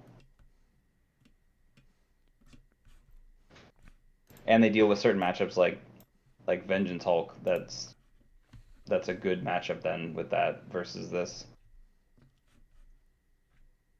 All right, anything else to add? Nope. All right. Lastly, would appreciate a shout out for my friends Azareth Strife and Jay Major for their upcoming CCOs on the 19th and the 20th of July this coming weekend. Best of luck to everyone in the first week of CCOs. So as is in Pittsburgh, Pennsylvania at Four Horsemen Comics and Games, July 20th. The registration's at 11 a.m. And then Jay Majors is... Thought I had it up. He's the Heroes and Games. Here it is at Ohio. So his is the 19th at 9:30 a.m. registration. Heroes and Games in Columbus, Ohio. The easiest way to check these out, though, if you're hoping to attend the Champion Clix Regionals, is just going to any one and clicking on the circuit, and it'll give you a list of all the events for the circuit, which is a amazing feature. Absolutely lovely. absolutely great. Yeah. All right, going to you, Joe Ruffing. How do you evaluate whether a specific Clix purchase or trade was worth it? How often or rarely you played it? How successfully you played it? Whether it's likely to retain value in silver? That warm, fuzzy feeling when you remember crushing your friend's hopes and dreams with a lucky roll. That's kind of a tough one for me as a collector. I kind of just get everything, even if I know I'm not going to play it. But I still, as a collector, look to me like it's worth it, I guess, right? Does that make sense? I don't know. Does that sound weird? Yeah. It's a better answer than mine. My answer is that I go on these tangents of these weird team builds, and I'm like, I need this. So I'll buy pieces for a team, and I'll never field it. So I will say that that warm, fuzzy feeling, though, when there's a piece that you really like does something that makes your friends hate it when you play it, that is something special. Oh yeah, when I I have one figure or two figures that have done that for me, and that's my Chase Black Manta from JLU and my Chase Torch from War of the Realms. See, that's still special. Dan, mine is when I get the good old FU Dan from one of you, and I haven't gotten that from you in a bit, Redmond, so I'm waiting for that again. Well, I'll get a good piece out. I just have to get the piece that will like irritate you the most, like it did Pete the other time. That was great. When I get the like sudden like FU out of nowhere, I'm like, oh yeah, my piece did what it was supposed to do. 3 syllables will get an FU from Redmond. You know what to do. What? I actually don't, which is the worst. The figure that's 3 syllables that will get the FU from you. That Dan likes to play? No, not that Dan likes to play. That Dan could play. Oh, I know. I have to like to play it. That doesn't work. Yeah. I don't know if I want to say it, but the thing that really pisses me off is when Dan plays a plasticity piece and just locks you down, and you just want him to go away, and he won't go away. That's the worst. And then you finally do break away. You find a way to get away, and he just bases you again with plasticity. Yeah. And he hasn't done that in a while, so I think that's probably why, Dan. That's the best. I love those kind of hugs because you're not getting away. We're just here now. So yeah, I don't know. Maybe you got to find your plasticity piece that pisses me off. Or maybe just play Prime Ham, and now every one of your pieces are plasticity pieces. thought about that. I was like, man, I could just do that. That'd be. I mean, he's got the easier. fourth and sixth senses. He's got shape change. Gives everyone plasticity. I mean, that's a damn piece. And I can give him the I can give him the Carnage symbiote so that I can Ares with him. Like, all right, let's go. Pete, what do you got? I just how much fun you have to play it and how much it pisses your friends off. I think we're all in That's agreement. a huge thing for things that you just hold in your heart. Because every time it sees the board, it gets some kind of visceral response. Rebin has a lot of those pieces for me. See, that really is the most special. No, you had it better this weekend because everybody was like, "Oh, well, I was expecting Pete to play this," or "I was expecting Pete to play that," and you're like, there's always a lot of conversations about stuff Pete's playing, and he's tried to change it up a little bit, but that's with the help of the mayor too. Well, it just says you have a lot of pieces that you like to play that piss people off. That's true. All right, last question from William De Roche. Last weekend, we got to see our first events post-Traffic Barrel. The player that went first won 68% of the time. Do you think that number goes down as players learn to cope, or does it spiral out of control as HeroClix turn into an alpha strike arms race? I'm actually surprised it was that low in the first place, so I would just expect it to go up now that people know that they can just attack. But we are about to enter a very dark age for HeroClix, I believe. So first player gets a huge bump, and there's just so much good going on with HeroClix right now, and a few very bad things that are so strong. It's just really going to be hard to stay positive. Yeah, I do think it's going to be worse because in the you look at the small sample size that we have, especially when you look at the Clix League West that happened in Oregon, like there's only an average of 100 points scored in that tournament. And so when you're going to look at where you're going to get these more aggressive alpha strike players and the higher level players from the Midwest and the East Coast, and when you put them in a bigger event like Worlds, I can totally see that number jumping close to 20%. I wouldn't be surprised to see an 81% going first win at Worlds. Yeah. Dan, what would you say? I would hope that it would go down as people learn to cope, but I'm not sure people have really learned how to go second. Like that takes a specific skill set to actually understand like how to go second. So I think that's where I sit, is that's where the problem lies, honestly. Like yes, alpha's going to be heavy, but if people could learn how to play as the second player and be defensive, even with a slightly more offensive team, you'd probably be okay. Well, I'm looking at like when we had like Wonder Woman 80 and everything. If you went first, you won 75% of the time on average, and that was before Barrel. And I don't see it ever changing because, like you said, people can't change or cope. When they practice or anything, they always go first. Going second is when people build for that. That strategy to build for that just doesn't exist anymore. And so I don't really think people are going to even try because barrier is obsolete now with how many improved movement, destroy blocking we have, all of that. I mean, there's a few figures like you have that can try and stop it a little bit, like Primus or King Jefferson. Well, not for nothing, there is Prime A-Bomb who says you just can't take terrain actions. So that's... You can still destroy. Yeah, you're still able to destroy.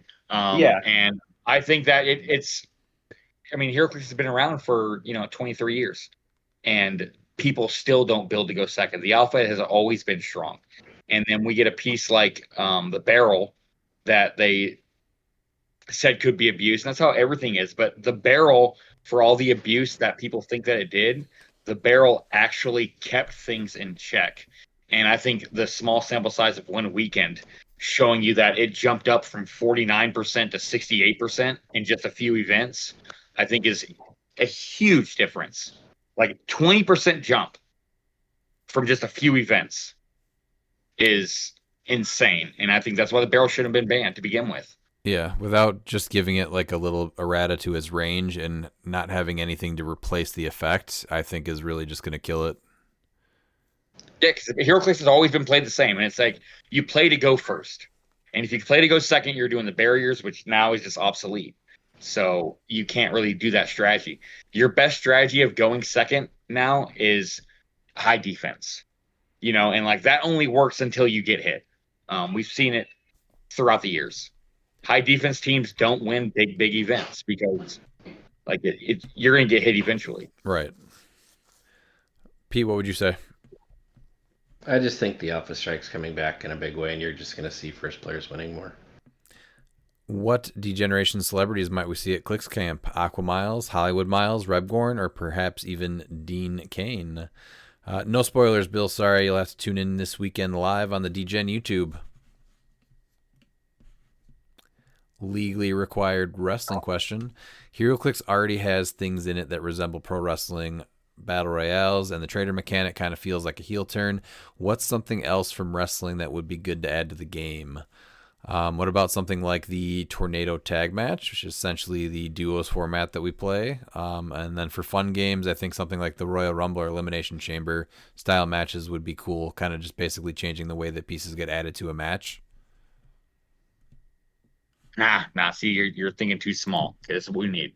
Okay, we're gonna bring back Fellowship.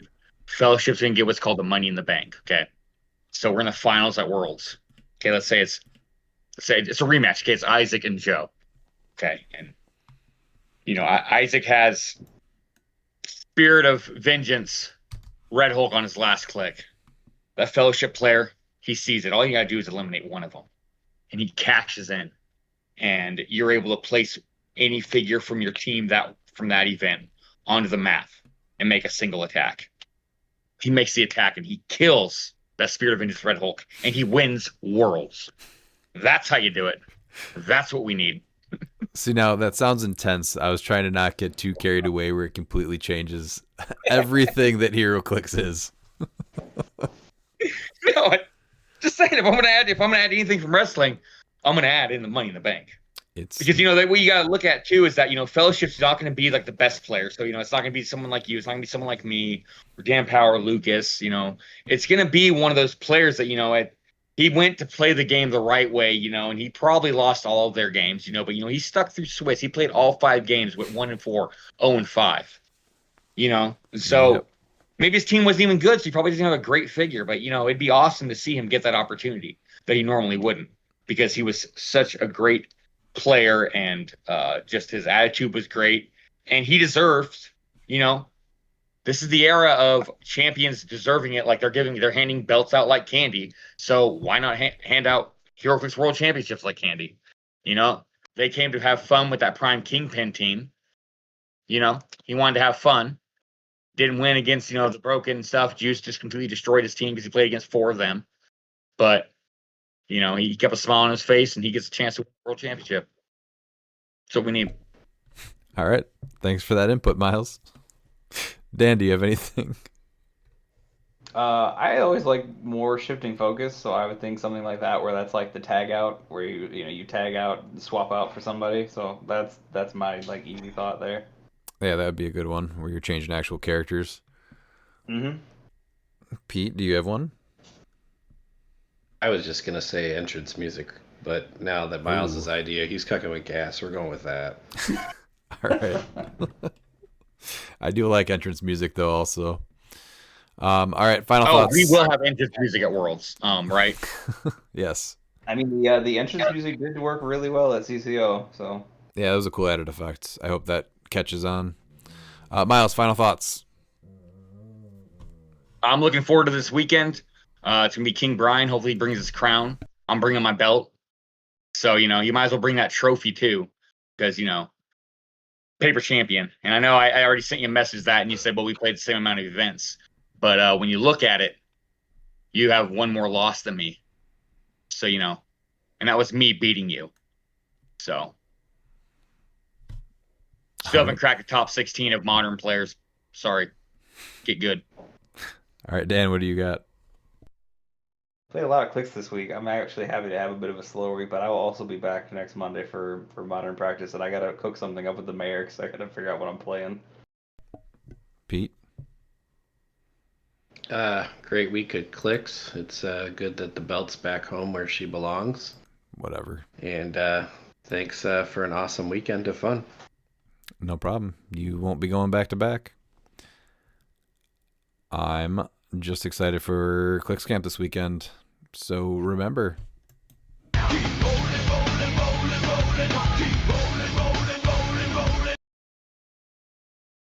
if you're not down with that, we got 2 words for ya!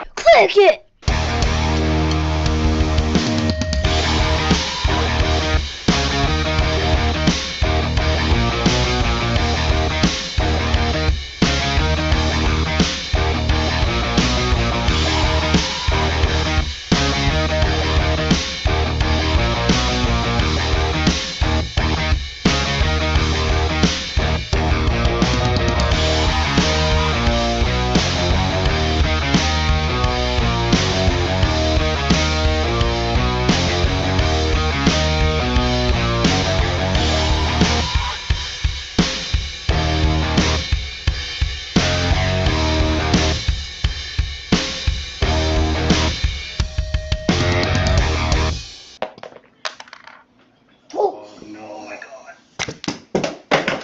Cause I'm so